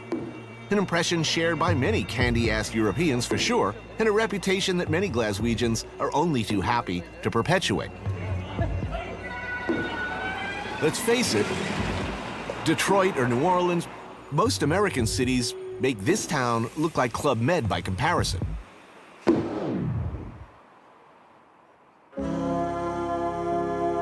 Glasgow remains the region's no-bullshit zone. What I find most endearing in this town is that if you're a native, you're probably an expert at taking the piss. A high-level style of ball-busting that approaches an art form around here. Well, it's good to be back at work again, isn't it? You don't call that work, you're a glove and you're a gun and you're a goggle. No one excels more at deflating the pompous, making fun of self-importance, turning even the darkest tragedy in a comedy than the Glaswegian. It's about life, isn't it? That's if you can understand the bastards. Super Mario Conti. He never does. This can be a challenge, particularly after a few pints of heavy or a couple of bottles of Buckfast. What a show-off you are! Glasgow has a reputation as a hard-drinking, two-fisted town. Yeah. I've always found it to be this funny, very funny town. I mean, just everybody's a natural born Very comic. dark humor. If you say in America, my father's died, Mhm. people immediately are so sympathetic. In Glasgow, if you say, my father's died, Glaswegians say, what size was his shoes? We have that. Janie Godley grew up in the East End, married into an organized crime dynasty, worked as a bartender, became a very famous playwright, author, and stand-up comedian. I thought I'd meet her here at Rogano's, a very old-school institution. Thank you. Janie's working some goat cheese thing with figs. For me, Scottish oysters are an irresistible impulse. They are magnificent, by the way.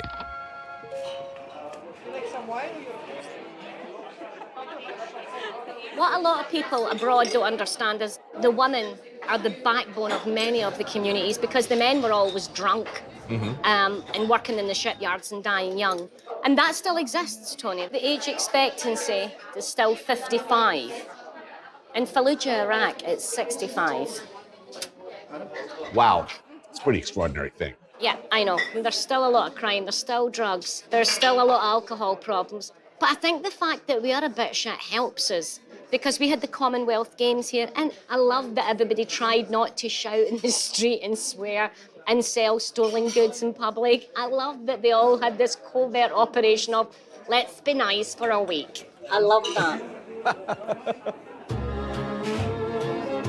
Main course, Janie goes for the pan-fried brill, but me, I can't pass up ocean liner continental classic from days gone by, like the fabulously unfashionable Tyrannosaurus Rex of seafood dishes, lobster thermidor. Without irony, the lobster is Scottish, as is the cheese, the eggs, everything really. Do you have anything to say on the Glaswegian diet? The diet, I mean, it's really the story interesting. is that the health-wise, as far as heart problems, right behind Tonga Yeah. for all-time worst, least healthy. Yeah, it's a bad thing. It's really weird because when I was a kid, and we were poor, we ate fish, butter beans, potatoes, then we would have liver and onions and potatoes and cabbage and peas. And then somewhere from the mid-70s onwards, it just became crap. And now you've got a generation of women who don't know how to make a pot of soup. To be a real Glaswegian, Tony, housewife, you have to be able to make a pot of soup. I can't make soup. The joke is apparently I'm good at sex. Sex takes 5 minutes, soup can take days, and it smells shit. And my husband's never asked for soup, so that works.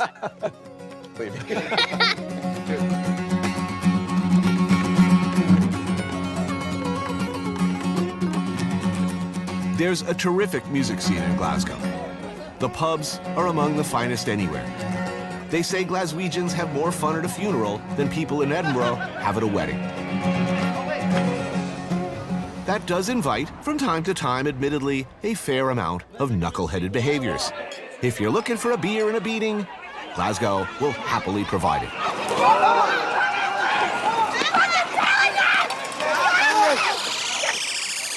The toughness thing is no joke. If you've ever tried to choke a small Glaswegian into unconsciousness, as I have, long story, let me tell you, it's like wrestling with an angry fire plug. It's nearly impossible. Also, it hurts. Access to guns is extremely difficult here. So Scottish hoodlums, unable to dispatch their victims with the kind of speed and efficiency as we enjoy in the good old USA, has had traditionally to resort to the knife to do its maiming and killing, the old country way, one person at a time. The stabbing might not get more than a few lines down column in the Glasgow papers, because in this city of violence, ordinary stabbing is hardly news anymore. Where knife violence is an affliction, there must be a cure. Meet Mark Davies. He began his career working as a bouncer in some of the East Side's toughest drinking establishments, where he had plenty of opportunities to hone his skills. Now he runs Tactical Edge, teaching close combat and knife defense to UK special operators and security companies. Come at him with a knife, the overwhelming likelihood is that it will soon be hanging out of your ass. Generally, these courses start, come at me with a knife, and a guy comes at you like it's Friday the 13th. Yeah. And pretty much nobody outside of Friday the 13th, in my experience, has ever come at anyone with like this. If someone does come, they're rushing at you and with multiple, they're like in a manic frenzy of multiple jabbing or slashing movements. Yes, your attacker has been affected by adrenaline. In such a state, the forebrain has started to shut down. Yeah, so they're no longer really capable of cognitive thought. So you tend to get these repeated lines of attack. You know, if they're going for the stomach, it tends to be a sewing machine kind of action. Is your first order of business deflecting or getting the damn knife away from them? Right.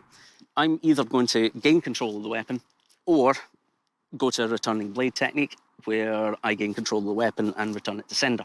Right. Yeah. Show me. Okay.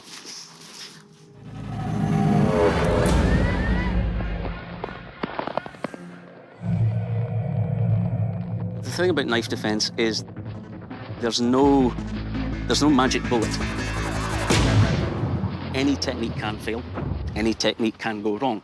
And if there's multiple opponents, that can get a bit difficult as well. Yeah, that sort of thing, yeah? Right. So, if we've got the knife held up close, okay, yeah? So I'm gonna clap, pull, hit. Right. Now I'm gonna force this thing back into your sternum repeatedly, what we call the woodpecker. Right. Yeah, okay? So, you know, 2 hands on, right. Kick first, boot, back and forward. Right. Charge. That's it, charge.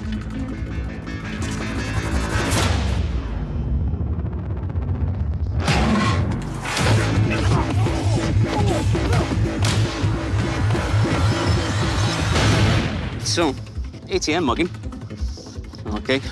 I'm going to pin your hand to me so I own the weapon. Right. And I'm going to slap backwards into the groin. Yep. So I'm going to hit, come up, grab. Yep. Now I'm going to introduce point A with point B. Yeah, that sucks. Now, when I do that a few times, it's like taking a baked potato out of the microwave. It's going to be really hot. You're one to let go. So bang, bang, bang, bang, bang.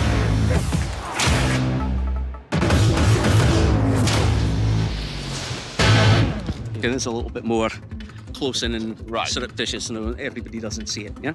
So clear the weapon, just shift it to the side, knee him in the balls, straight under, wham! Return to sender. That was an education. No problem. Really enjoyed that.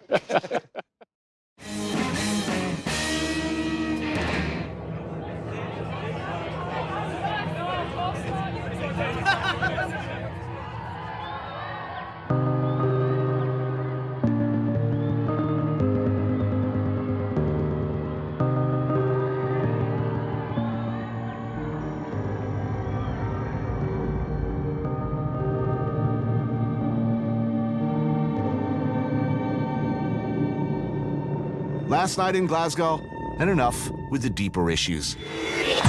Now, I want to go no deeper than the bottom of a bubbling cauldron of hot grease. It's out there. It's calling to me. I want it now. A happy place from my past, where once I frolicked young and carefree in the field of friolated arts. The University Cafe, where I learned at the foot of the masters the Tao of hot fat and crispy batter. Yes, they do a deep-fried Mars bar here, and deep-fried pizza. Been there, done that. But Carlo here and his twin brother have been keeping the Verrecchia family tradition alive since 1918. And it ain't about no Mars bar.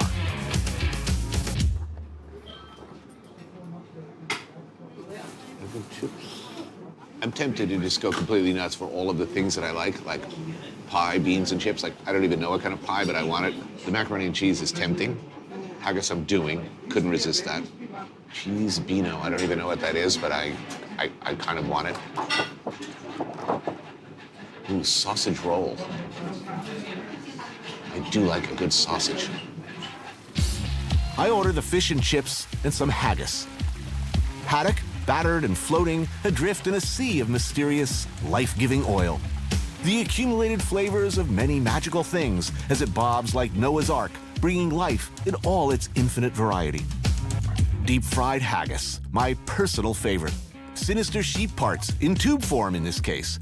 And if you don't like chopped up liver and lungs and all that good stuff, believe me, the curry sauce sets you right.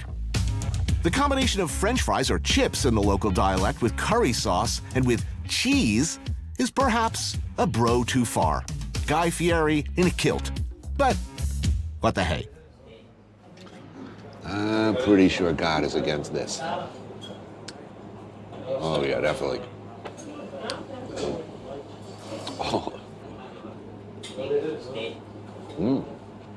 That's good. It doesn't eat well with a fork. You really got to pick this up. So ashamed.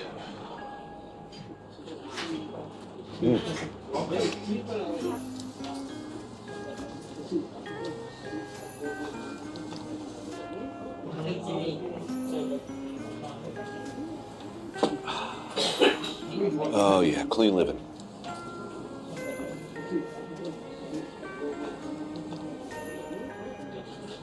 That's really one of life's great pleasures. Don't let them tell you otherwise. They're lying about you, Mr. Haggis.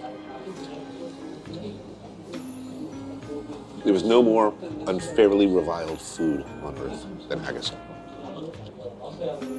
Its ingredients are, in fact, no more unusual or bizarre or unappetizing than any hot dog you ever ate. You know, how many anal glands are in a chicken nugget? I don't know, and I'm not suggesting there are anal glands in a chicken nugget, but would you be surprised if there were? We'll get to the bottom of this. Back to you, Wolf.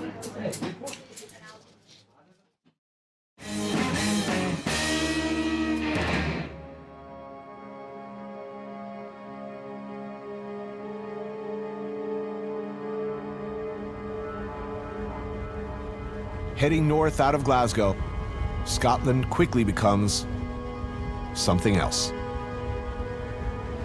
A savagely beautiful, harsh, but absolutely mesmerizing landscape that seems to have changed not at all for thousands, even millions of years. And across Loch Marie, inaccessible only by boat, one of the great isolated estates, Letteryu.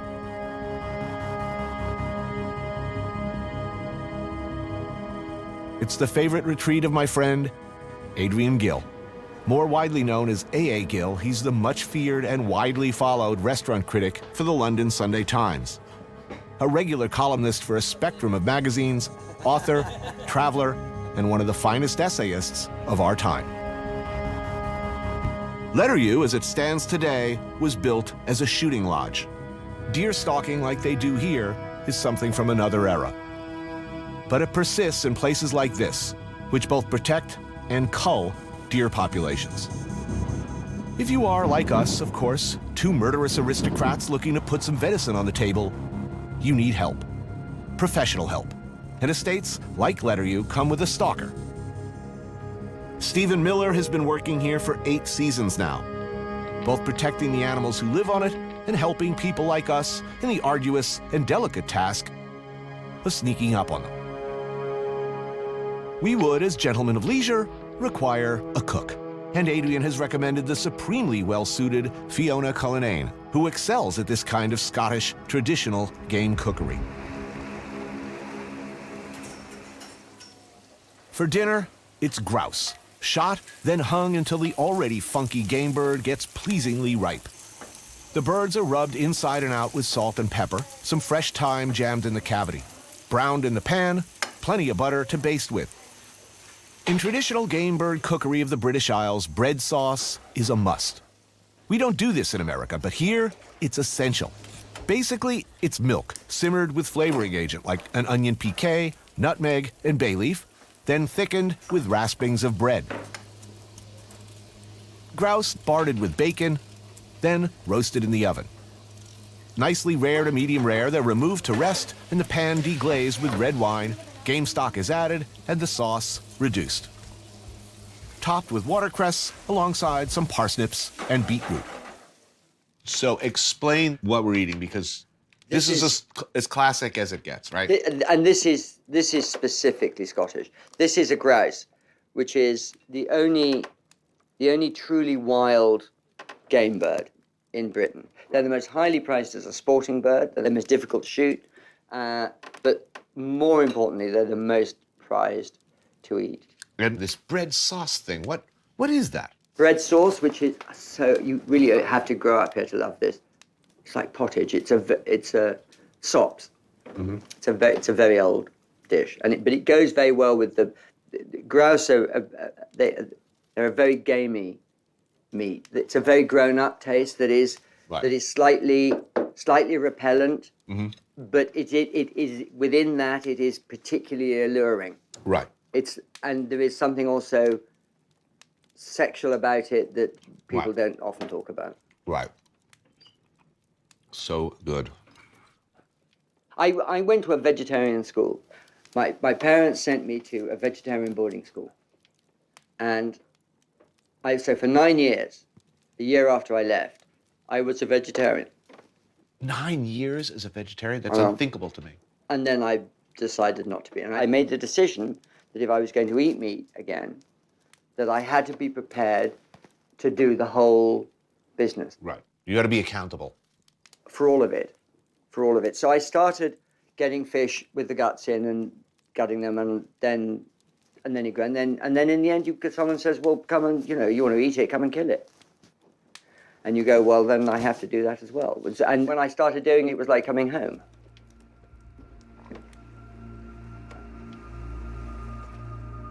And that's the thing with being on the hill.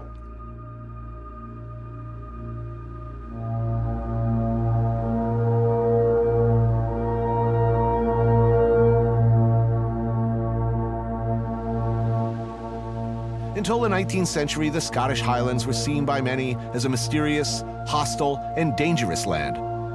Populated, when populated at all, by scary-ass barbarians, descendants of the terrifying Picts, tribes so ferocious, so extravagant in their violence and toughness that even the Roman legions decided not to mess with them and instead built a wall, hoping to just keep them out and away from civilized society. Later, hunting estates like this were home to tenant farmers who scratched out a living growing oats and potatoes. Owned by landed gentry, by various royals, the Highland clans Mackenzie, MacDonald, and MacLeod, to name a few, later by newer money, fabulously wealthy foreigners.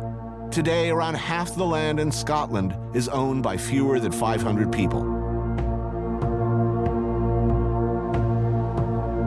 It's an anachronism, dismaying to some, I grant you, but seductive as well. Because who wouldn't do this if they could?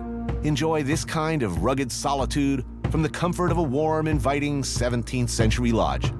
Warm one's legs by the fire, play a little snooker, enjoy a fine single malt or two, a substantial game meal, maybe another whiskey perhaps. Contemplate the mysteries of the universe under a starry sky. Then to sleep into the arms of Morpheus, to rise in the morning as bringer of death.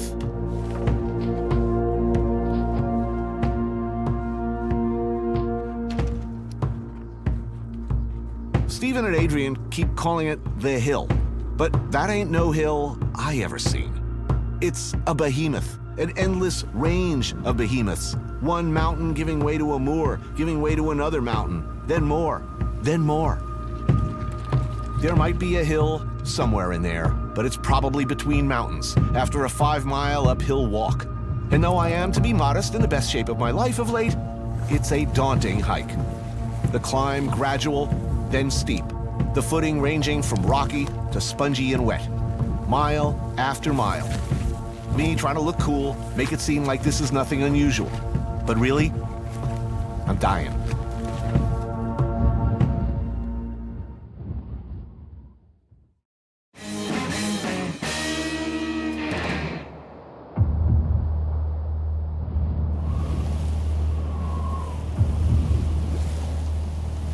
We walk the highlands for hours. Our stalker, Stephen, finally identifies a red stag of suitable age and size. One ready, in the parlance, to be taken off the hill. Getting in a range without scaring him off, however, is another challenge. Just to come back round. We need to circle around the mountain to close the distance. Right, but there's not a lot I can do, you know? You've got to get past them, like. Okay. So we go slowly.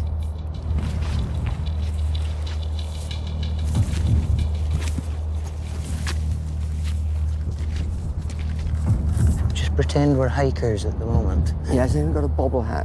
What? If you put a bobble hat on, the deer think you're a hiker.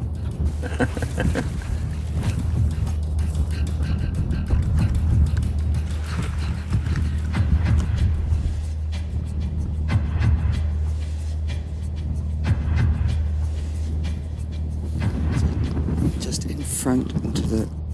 Can you see the antlers? Yeah.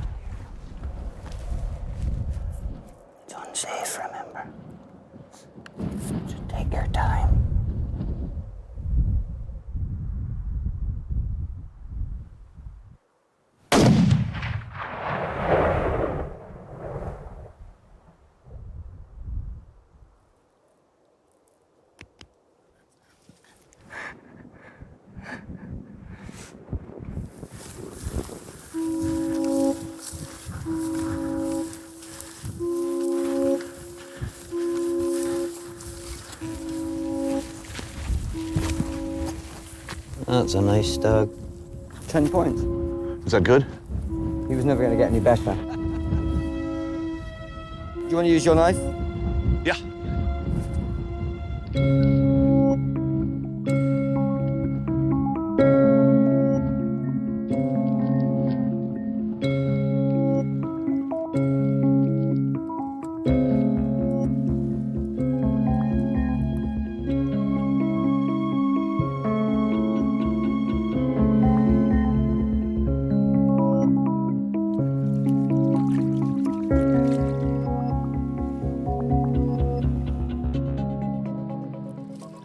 For shooting your first red stag in Scotland, we all get blooded. Oh, it's best if you close your eyes.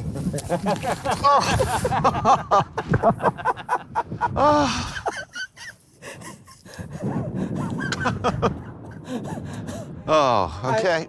And the rule is you have to leave it on all day.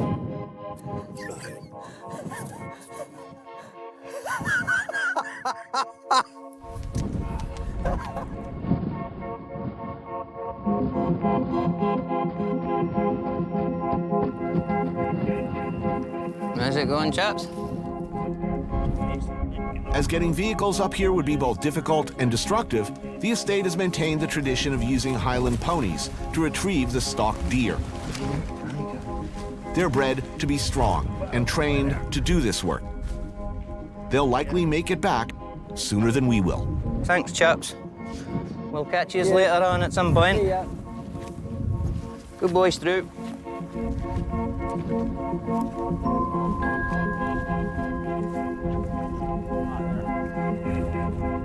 I'd thought coming up, my legs burning, I can't wait till that nice, easy downhill walk back. But as I soon find out, the walk down is even harder. Knees screaming, face crusted with dried blood, I'm looking forward to a warm fire, a strong whiskey, and some good country-ass cooking.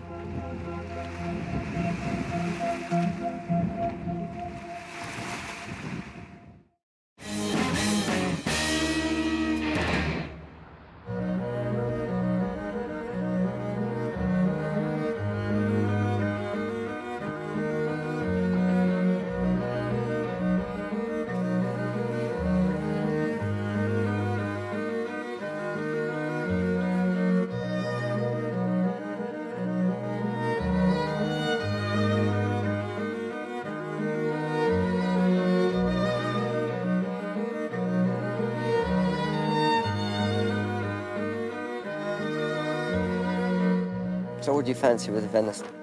Stewed with wine? They always marinated juniper and all of that. I super simple.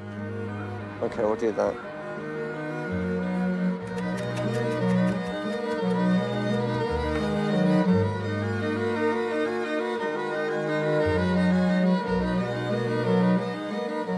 The venison is seasoned with salt and pepper and rosemary, seared in duck fat, and then into the oven. A pan sauce made from the fond, red wine, and deep game stock, sweetened with currant jelly and finished with a mellowing knob of whole butter. Served with clapshot, basically mashed turnips and potatoes.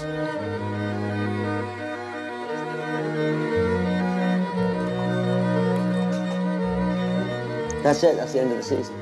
Tuesday the girls will be getting you start killing the girls.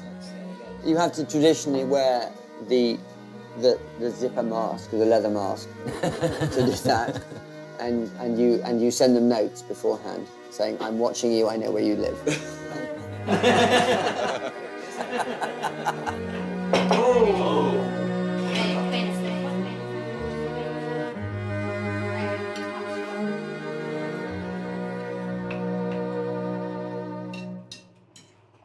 We deserve this.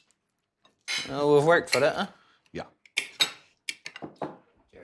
Literally the greatest feat of strength of my entire life. Never at any time in my entire life have I done anything remotely so physical over a sustained period of time. Really? Never. Look how well you look. At no point previously in my life would I have been able to do it. Thank you, guys. Cheers, the best of health, folks. All the very best. Stand you up. Stand you up. Good shot. Best of health. The hill's now a safer place. A safer place for ramblers. It's a lot safer now that we're not on it, mind.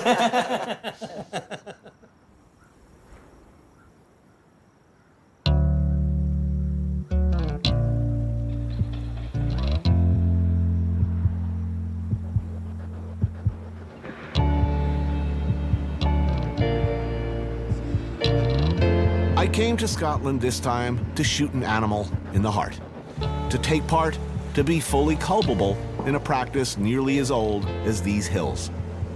You walk this country, stalking an animal across the rocks and wet heather, you feel little has changed from how your distant ancestors must have searched for their food, with a rifle, with a spear, with a club. I dragged my knuckles up a hill, and like my ape-like predecessors, returned tired, happy, and covered in blood. Everything changes, nothing changes at all.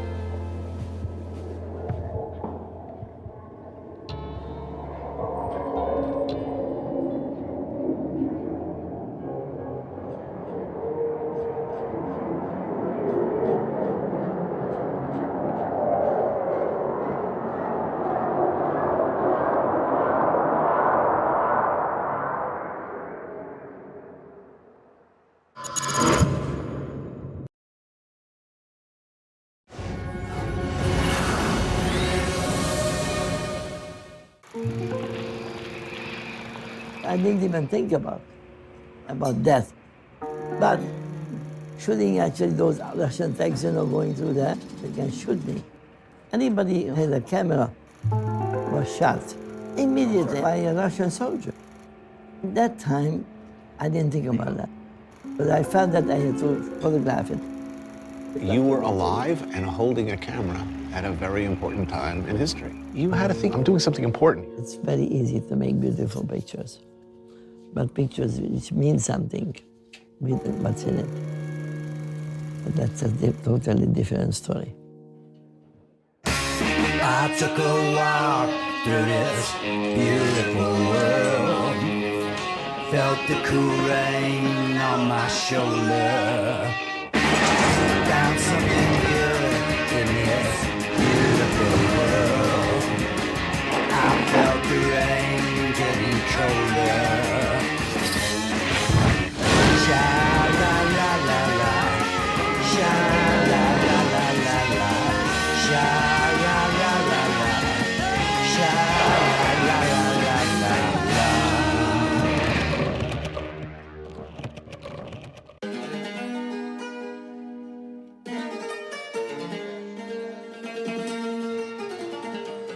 You know these images. You grew up with them. They're burned into your brain. They're iconic sequences. Framed and lit and seen through the lens in ways that changed filmmaking forever. All made by the same man. So, who made these beautiful things? Where did he come from? It didn't begin in Hollywood. It began here, in the streets of Budapest. What about his life, his past, his upbringing,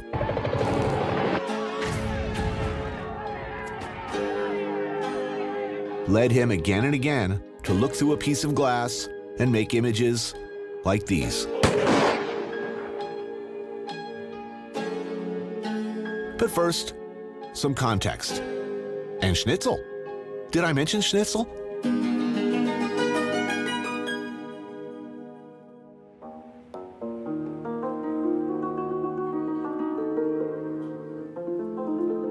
It's beautiful here. They said that, of course, that Budapest is beautiful. But it is, in fact, almost ludicrously beautiful.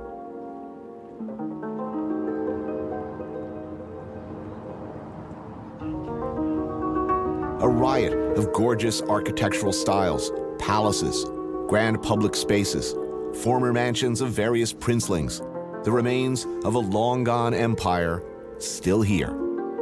Still here. If there was such a thing as building porn, it would be this. Just looking out the window as you drive or trolley by, you think, I want that. Who lives there?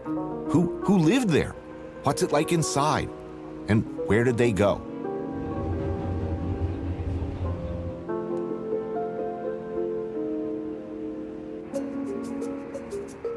From high up Gellert Hill, you get a sense of the layout of the city.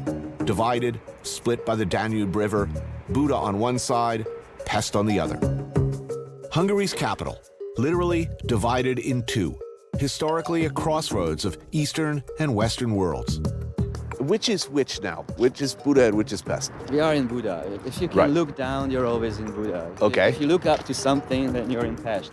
Peter Zilahi is a Budapest-born poet and performance artist. According to the myth I was brought up in, if you're in Buda, you are in Europe, and the other side is Asia.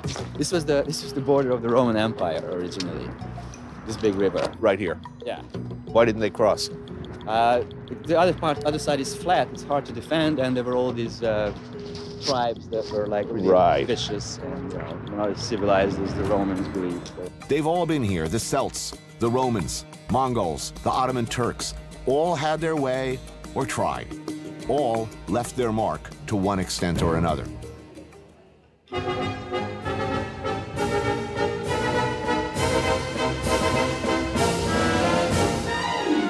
Then, mid-19th century, the curious, seemingly improbable Austro-Hungarian Empire.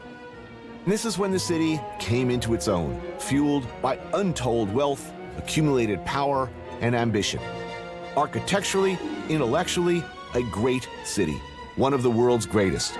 And that was the time when Budapest was a really progressive metropolis, you know, like the first subway in the continent of Europe was in Budapest. Parliament had like a very sophisticated air conditioning system. So people wanted to come here, wanted to live here, wanted to start a career, wanted to build places like this because it was a good investment.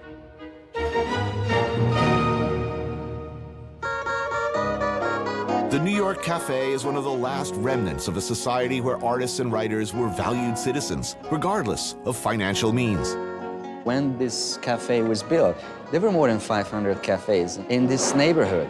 And this was the biggest and nicest cafe in the world at the time, never to be closed. Here, like in most cafes at that time, a few cents or a few bucks could buy you space all day long, sipping your coffee, thinking great thoughts. Nobody would hassle you. It was a petri dish of creativity. No hipster neckbeard barista would make you feel bad about not spending any dough. Waiters were speaking several languages and Right. they read literature and they invited the writer occasionally if he didn't have money because they appreciated their literature. Where are we now compared to that? Don't try that now, of course. Today's New York Cafe patrons spend both their time and their money on things like goose liver terrine. Foie gras is everywhere in Hungary, all over every menu, and it's good, real good. Peter's going for the lamb ragout, a soup. If you would look like a writer, they immediately would bring you a paper and ink, would bring up the dictionary, whatever you were looking for. Also, most people didn't have telephones at home. Right. And you could be called here, you could get your mail. Why do I want to attract writers? It's like, I need more jazz musicians in my restaurant. No, they're deadbeats. Yeah, it was There's no money there. It was a different time. It was not simply about the money. So it was about identity. Yeah, we want to be the place that attracts the best and the brightest. Yeah. Even if they don't have money. Yeah. Those days are never No, returned. those days will never return. Lovely, thank you. For the main courses, Peter gets the fillet of perch. I'm going for the pork throttle stew, mostly because I like the sound of throttle. That is beautiful. That makes me very happy. If I were to ask most Hungarians, when were the good old days? Yeah, you have the answer. Right. It's right This. here. It's surrounding us. Of course, it's not all foie gras and fine wines. There are other pleasures, just as awesome. Maybe even more awesome. Like this.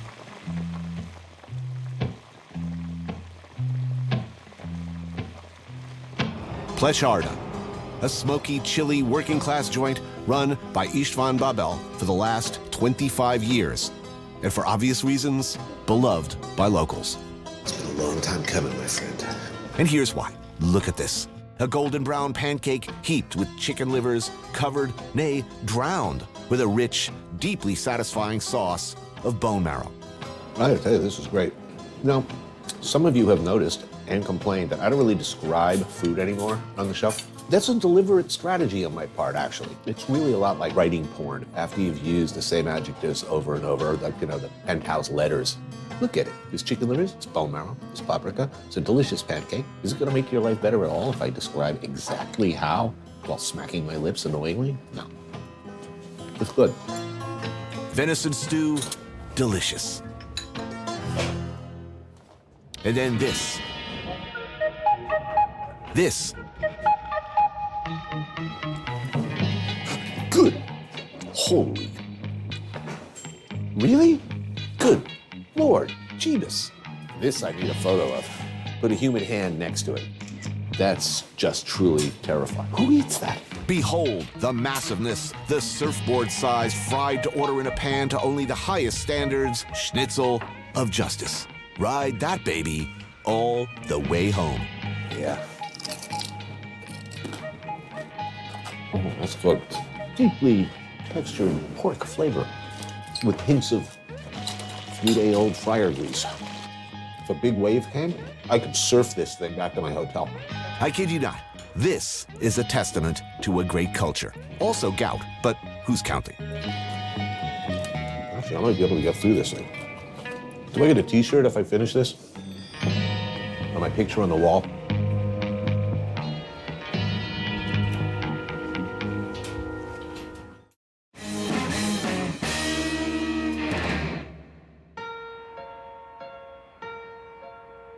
We are, all of us perhaps, called to serve a higher purpose, put here on earth to do God's mysterious will.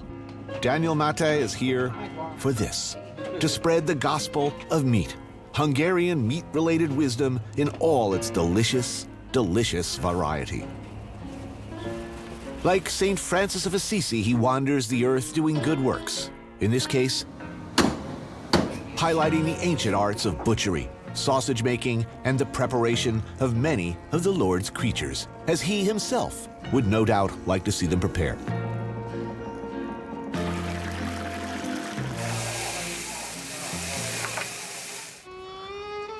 What did you heard about the Budapest butchers? Not much. We have about 70 butchers in Budapest. 70?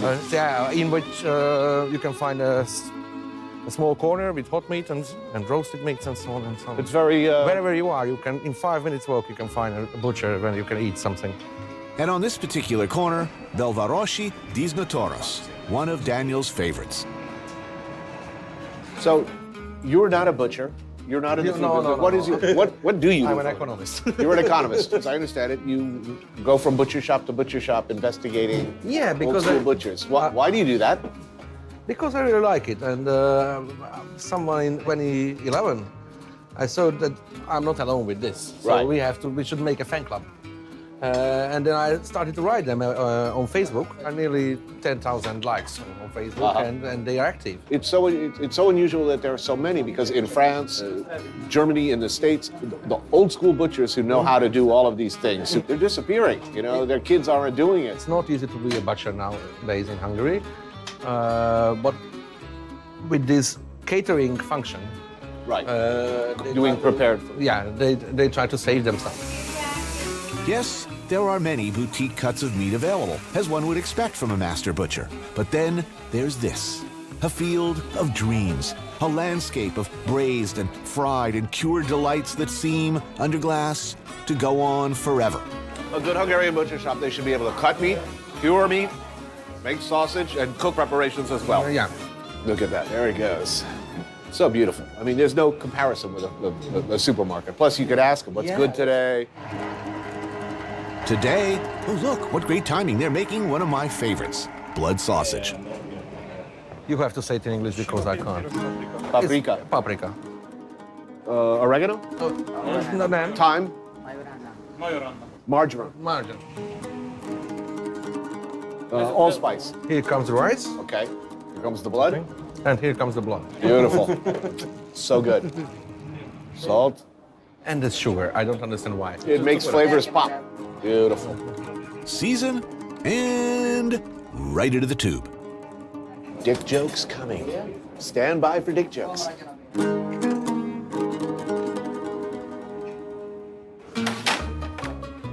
All right, so what do we have here? Ooh, that looks good. Some nice pickles. Braised red cabbage. Over there, from the mighty shanks of some mythical creature perhaps, a Batalosaurus. Or a Deliciosaurus at least, slow braised until the meat is falling off the bone. And let there be blood, delicious, delicious blood, in tube form, served, still steaming, nay, heaving, engorged as you will with goodness, to squirt across your plate as you press against it with the side of your fork. So delicious. So how often do you do this? 2 or 3 times a week. Uh-huh. What distinguishes a good butcher from an okay butcher? Actually, I myself like all butchers. They're doing good business here. And it's cheap. Yeah? I can't tell you which is my favorite butcher in Budapest because all of them is different. Right. You ever just go out for like a salad?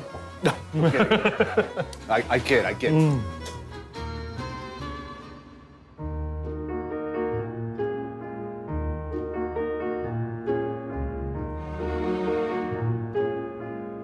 There is another long tradition of artistry here in Budapest. We grew up with their works. Visual artists, photographers, filmmakers. Where did they all go? Well, World War I happened, and with it, the end of the Austro-Hungarian Empire. Budapest and all Europe changed forever. A decades-long wave of emigration began. A stunning number of the world's great photographers fled their native Hungary and took up new lives. Eventually, this man joined them. I've been shooting still since I remember I was living, basically. I was 5 or 6 years old when I was taking pictures with my father's Kodak camera. The right moment you have to capture, and that's the difficult part. The exact moment which told the story. The Hungarians, there is this thing to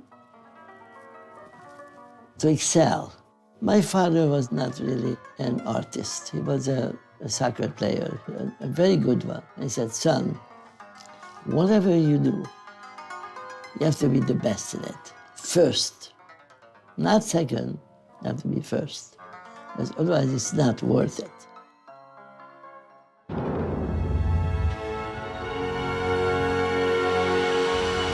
Vilmos Zsigmond, legendary cinematographer. If for some reason you don't know the name, you sure as hell know his work. The Oscar-winning Close Encounters, The Deer Hunter, his absolutely revolutionary work on McCabe and Mrs. Miller, The Long Goodbye, Deliverance. He created a whole new palette, took crazy risks, changed film language in ways people still try to imitate. And he's making our camera crew very nervous, I can tell you. Self-taught yourself. You taught yourself to shoot. Basically, I always try to use my father's little Kodak camera. My luck was actually that he became sick with some kidney disease. I was in bed for a month, and an uncle of mine gave me a book about Eugene Dulovich, who was a great photographer. I bought a camera for myself and started to take just amateur pictures. One thing that hasn't changed through the years is the Hungarian affection for taking the waters, marinating in thermal baths, a tradition going back to the Romans, continued by the Ottomans, and something that survived right through 2 wars and communism. And they do it in style. Who came here back in those days? Was this reserved for, did anyone who wanted to could come here? Well, you know, money-wise, it was, since nobody really made enough money, so everybody could afford it basically because it was cheap. Right. In Hungary, you have so many spas. There are many bathhouse spas, Baroque, elaborately appointed wedding cakes built atop mineral-rich hot springs gurgling from the earth. None more beautiful or storied than the Geller. So you arrived in Budapest around age 21. Age 21. What was the city like then? It was always beautiful in those days. I mean, they could not, I mean, they were ruins after the war, 1945, I think. Half of the city was still in ruins. You know, they didn't do much. They didn't have money, you know.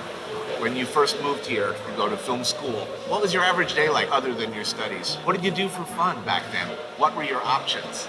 My options were zero. Imagine that we had the school.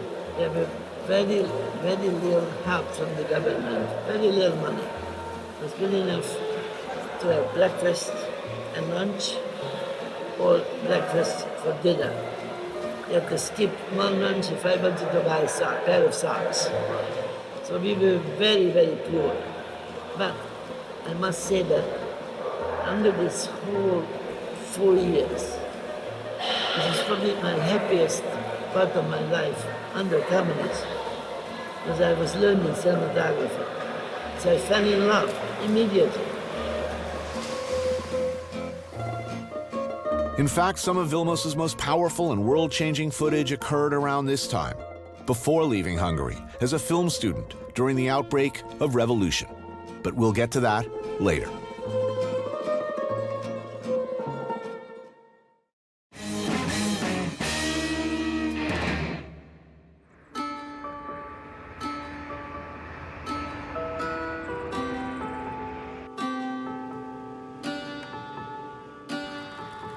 In many ways, Vilmos Zsigmond's career as one of the great cinematographers in film history begins here, in Szeged, about 200 kilometers south of Budapest. Here he was raised by his father, who worked many jobs to make ends meet. Weekends and warmer months all over Hungary, wherever there's a river and fish, places like this are thronged with families. And here, along the Tisa River, is no exception. Here, young Vilmos and his dad would come and eat halasle, the local specialty, a fish soup. How old were you when you first came to this place? I must have been about 7 years old. You know, my father was really great. Those years, actually, he didn't have much time, but occasionally he wanted to take me away somewhere, you know, on a day away from work. Because he loved this place, actually. He loved it, especially this charda, this fish soup. Ooh, that's murky and good looking. Yeah. Need some bread for this, for sure. Pike from the river simmered low and slow in a rich fish stock with a healthy amount of onions and the near ubiquitous but always delicious paprika. Ooh, that's good, right? As a kid, I loved that. That fish tastes so good. During the summer, do they open the windows, they eat outside, what? And then they go and swim in the river. It was a great place. It used to be a great place for fun.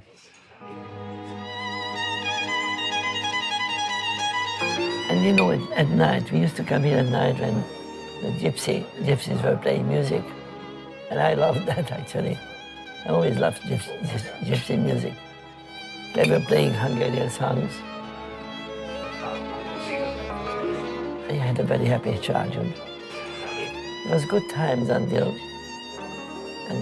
the war got in and then stopped all that happiness, you know. There was just hard times. Were you fully aware of how bad, how grave things were? Near the end of the war, until the Germans came in and then the Allies started to bomb us. And they started to take Jews actually into working camps. That started to be very, very ugly.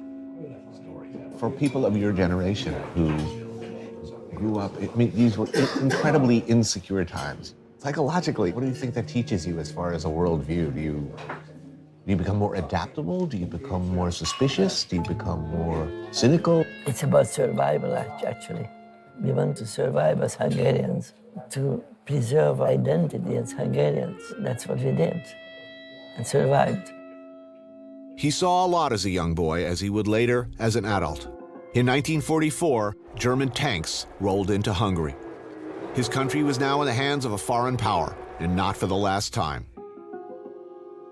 And you know, me thinking back to my school years, I almost say that those were my happiest years in my life. Being under a terrible regime, terrible things that happened all around us. We were starving practically, but we were studying cinematography.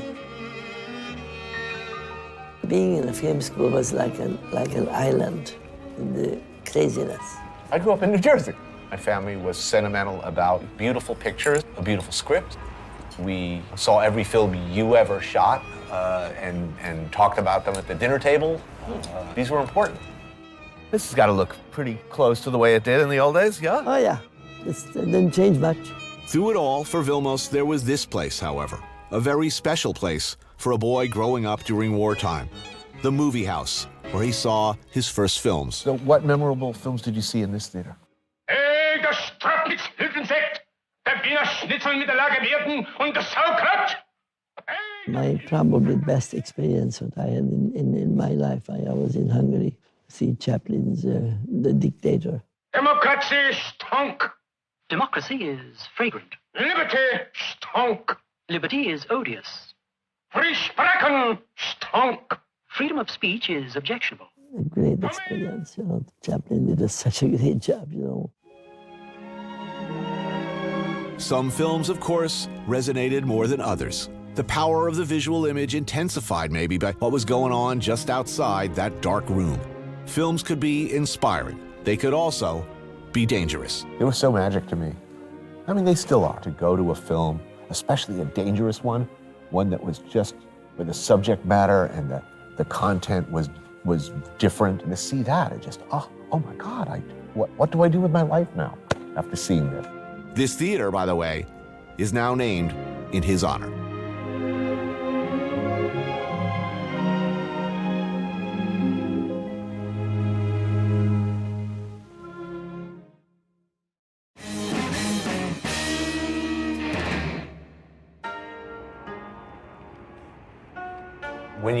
look at footage you took during the revolution, you're not in those pictures, but do you see yourself?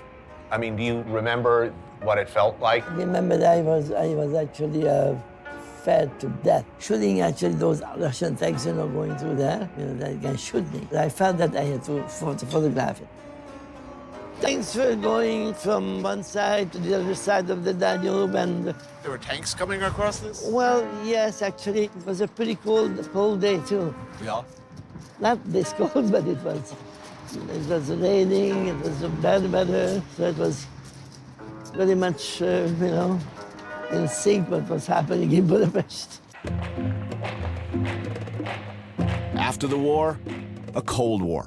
Hungary now found itself firmly in the grip of the Soviet Union. Germans had been replaced by Russian commissars and their obedient Hungarian functionaries. Young Vilmos Zsigmond was now at film school in Budapest, learning his craft, along with his new best friend, who'd also go on to become a legendary cinematographer, Laszlo Kovacs. Then, in 1956, something amazing happened. Hated emblems of red tyranny went down as Hungarian patriots for 10 glorious days sent Russian armored might reeling in a struggle which pitted raw courage and rifles against tanks.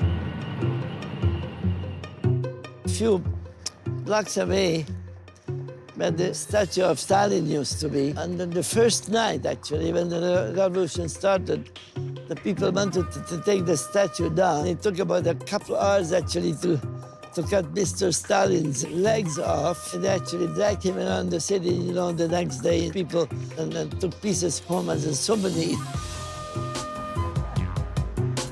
To date, this was something that had never been done. The Hungarians took to the streets. A revolution.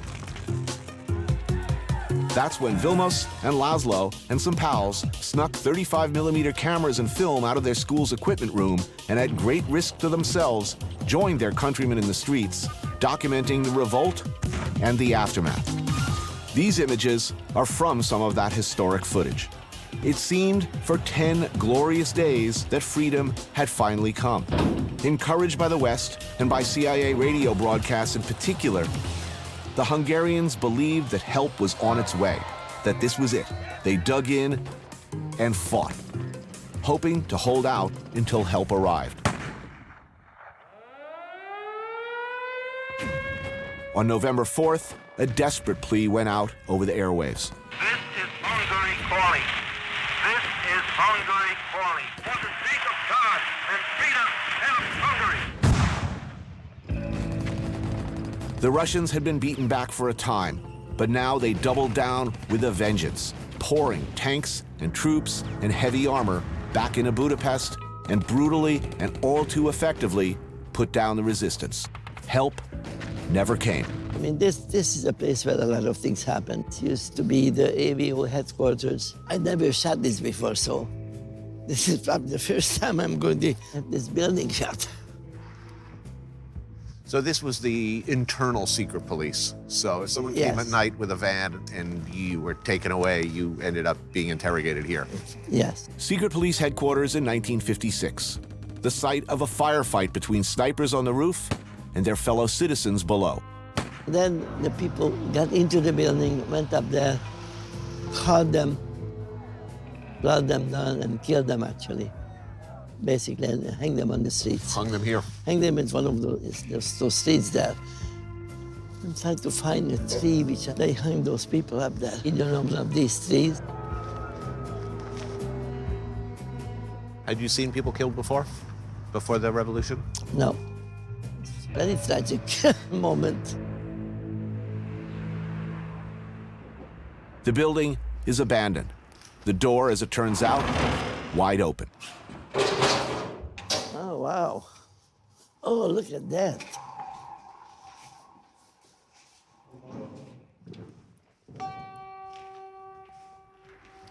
It still feels sad. A little haunted, yeah? Well, those were vicious times, People's life was not really important for these people. They were cruel. Picking up people at midnight and taking them somewhere, and some of them went to Siberia. They killed so many people after that time, unfortunately, like photographed us, you know. And they went through the film. Many people were in trouble and many were killed.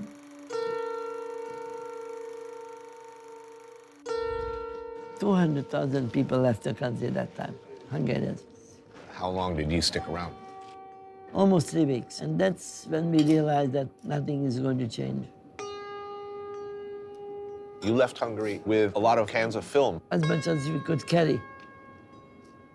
We had just enough money, basically, to get to America.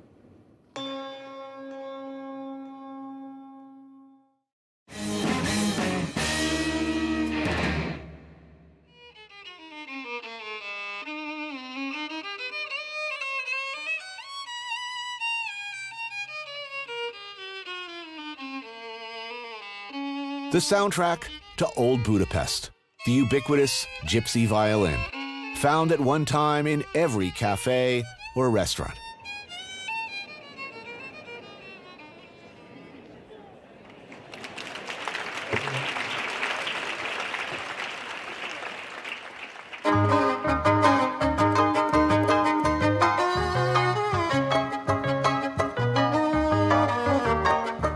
It's a hard life, that of a professional musician, as true a statement in Budapest as anywhere. These guys are Budapest Bar, an eclectic troupe of extraordinary musicians united by their dedication to that uniquely Hungarian crossroads of gypsy and classical music.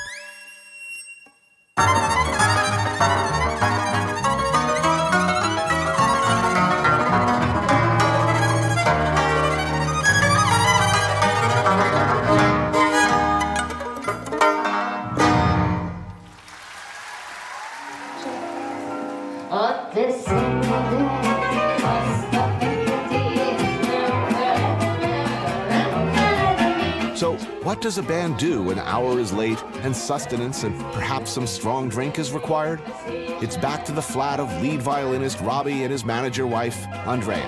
And of course, they must play more music. Do you have to be gypsy to play the gypsy music? Yeah, no hesitation. Gyurit kérdeztük meg. He says it's very rare that anybody who is not a gypsy can play gypsy music. Az nem egy olyan... In gypsy music, the whole lifestyle, the whole spirit is in. And kids start learning it when they are 2 or 3. By the time you are 8, you have all these ingredients in your blood.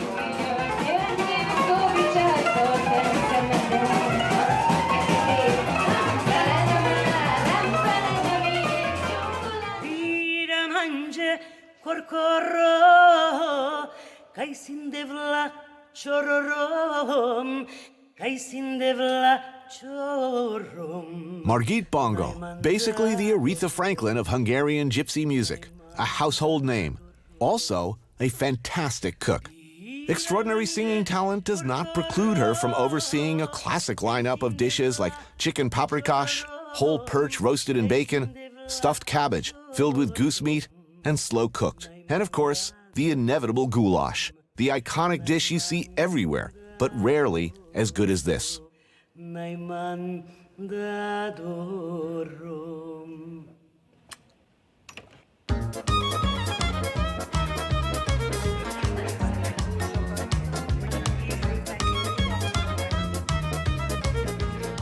you. Should I put a little sour cream on there? Yes. Beautiful. Thank you. Bon appetit. Thank you. She says it's her own special recipe. Luxurious. If you're a musician and living in Budapest right now, this is a good time to be a musician? Nem. Nagyon rossz. It's not a good time. Nagyon rossz. Depends on the view. Soha az életben ilyen, mint Magyarországon, a muzikus társadalom, az teljesen halott. It's very bad for the gypsy musicians, generally speaking, because it's dead. It's completely, apart from things like Budapest Bar, gypsy music is extinct. Is heartbreak, is sadness an important part of this music? I mean, Hungary is a country that has experienced a lot of heartbreak. So it is a lot of heartbreaks, it's a lot of difficulties, and Szokták mondani, hogy sír a hegedűje a cigány. and there is another saying that the violin is crying, the gypsy violin is crying, or there is another one that even if we have joy, we cry, the Hungarian.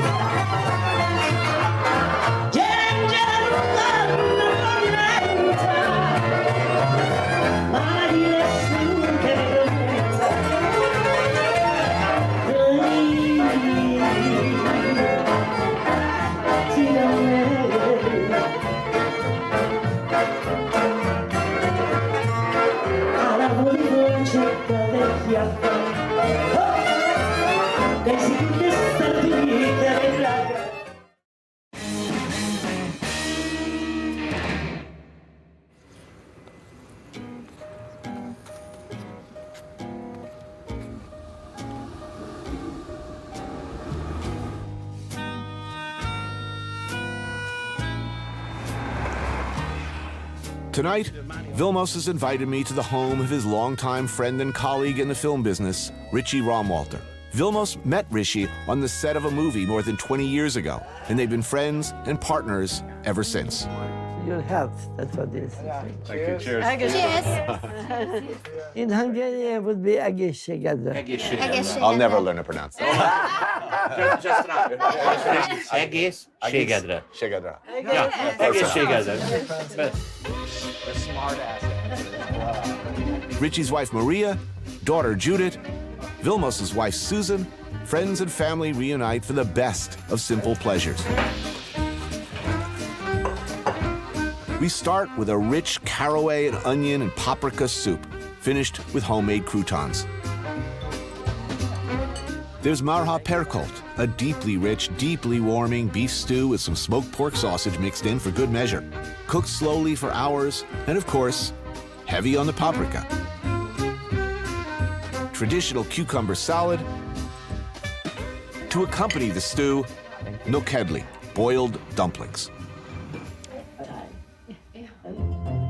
Our style in photography was not realism. We called it poetic realism. That's what we always thought about what cinematography is. We are emphasizing basically the beauty of the things, but also I make it more beautiful than it is. Why is Hungary so strong on photography? I think they were very strong in mathematics, which was, in the early days, connected to photography. Vilmos tells me about his education in math. It was totally different than what I received. Very good at school. That's what I said, that schools in Hungary were very, very good. This is no kind of an answer to me. You've made some of the most iconically beautiful images that we've known in the modern world. And you keep telling me, well, I was smart in school, or I was good at math, or it was a good... Tell me, what would you like to hear? I was touched by God. I don't know what I'm... If you are regularly creating the sublime, I'm looking for a metaphysical answer. I don't know. We learn this. We learn to be an artist. So if I would ask you that, how was dinner? So deeply delicious. Thank you. Oh, really good. Really good. Wow. Oh, thank you. I'm glad. What a great meal. Thank you.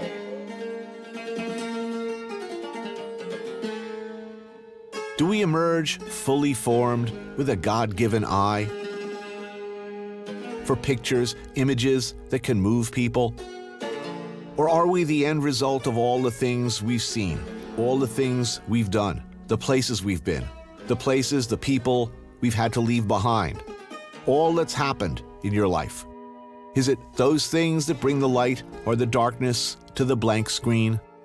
And what about the faces of those we capture in our magic lenses for a minute or a second or an hour? Afterwards, should we think about them and where they might be now?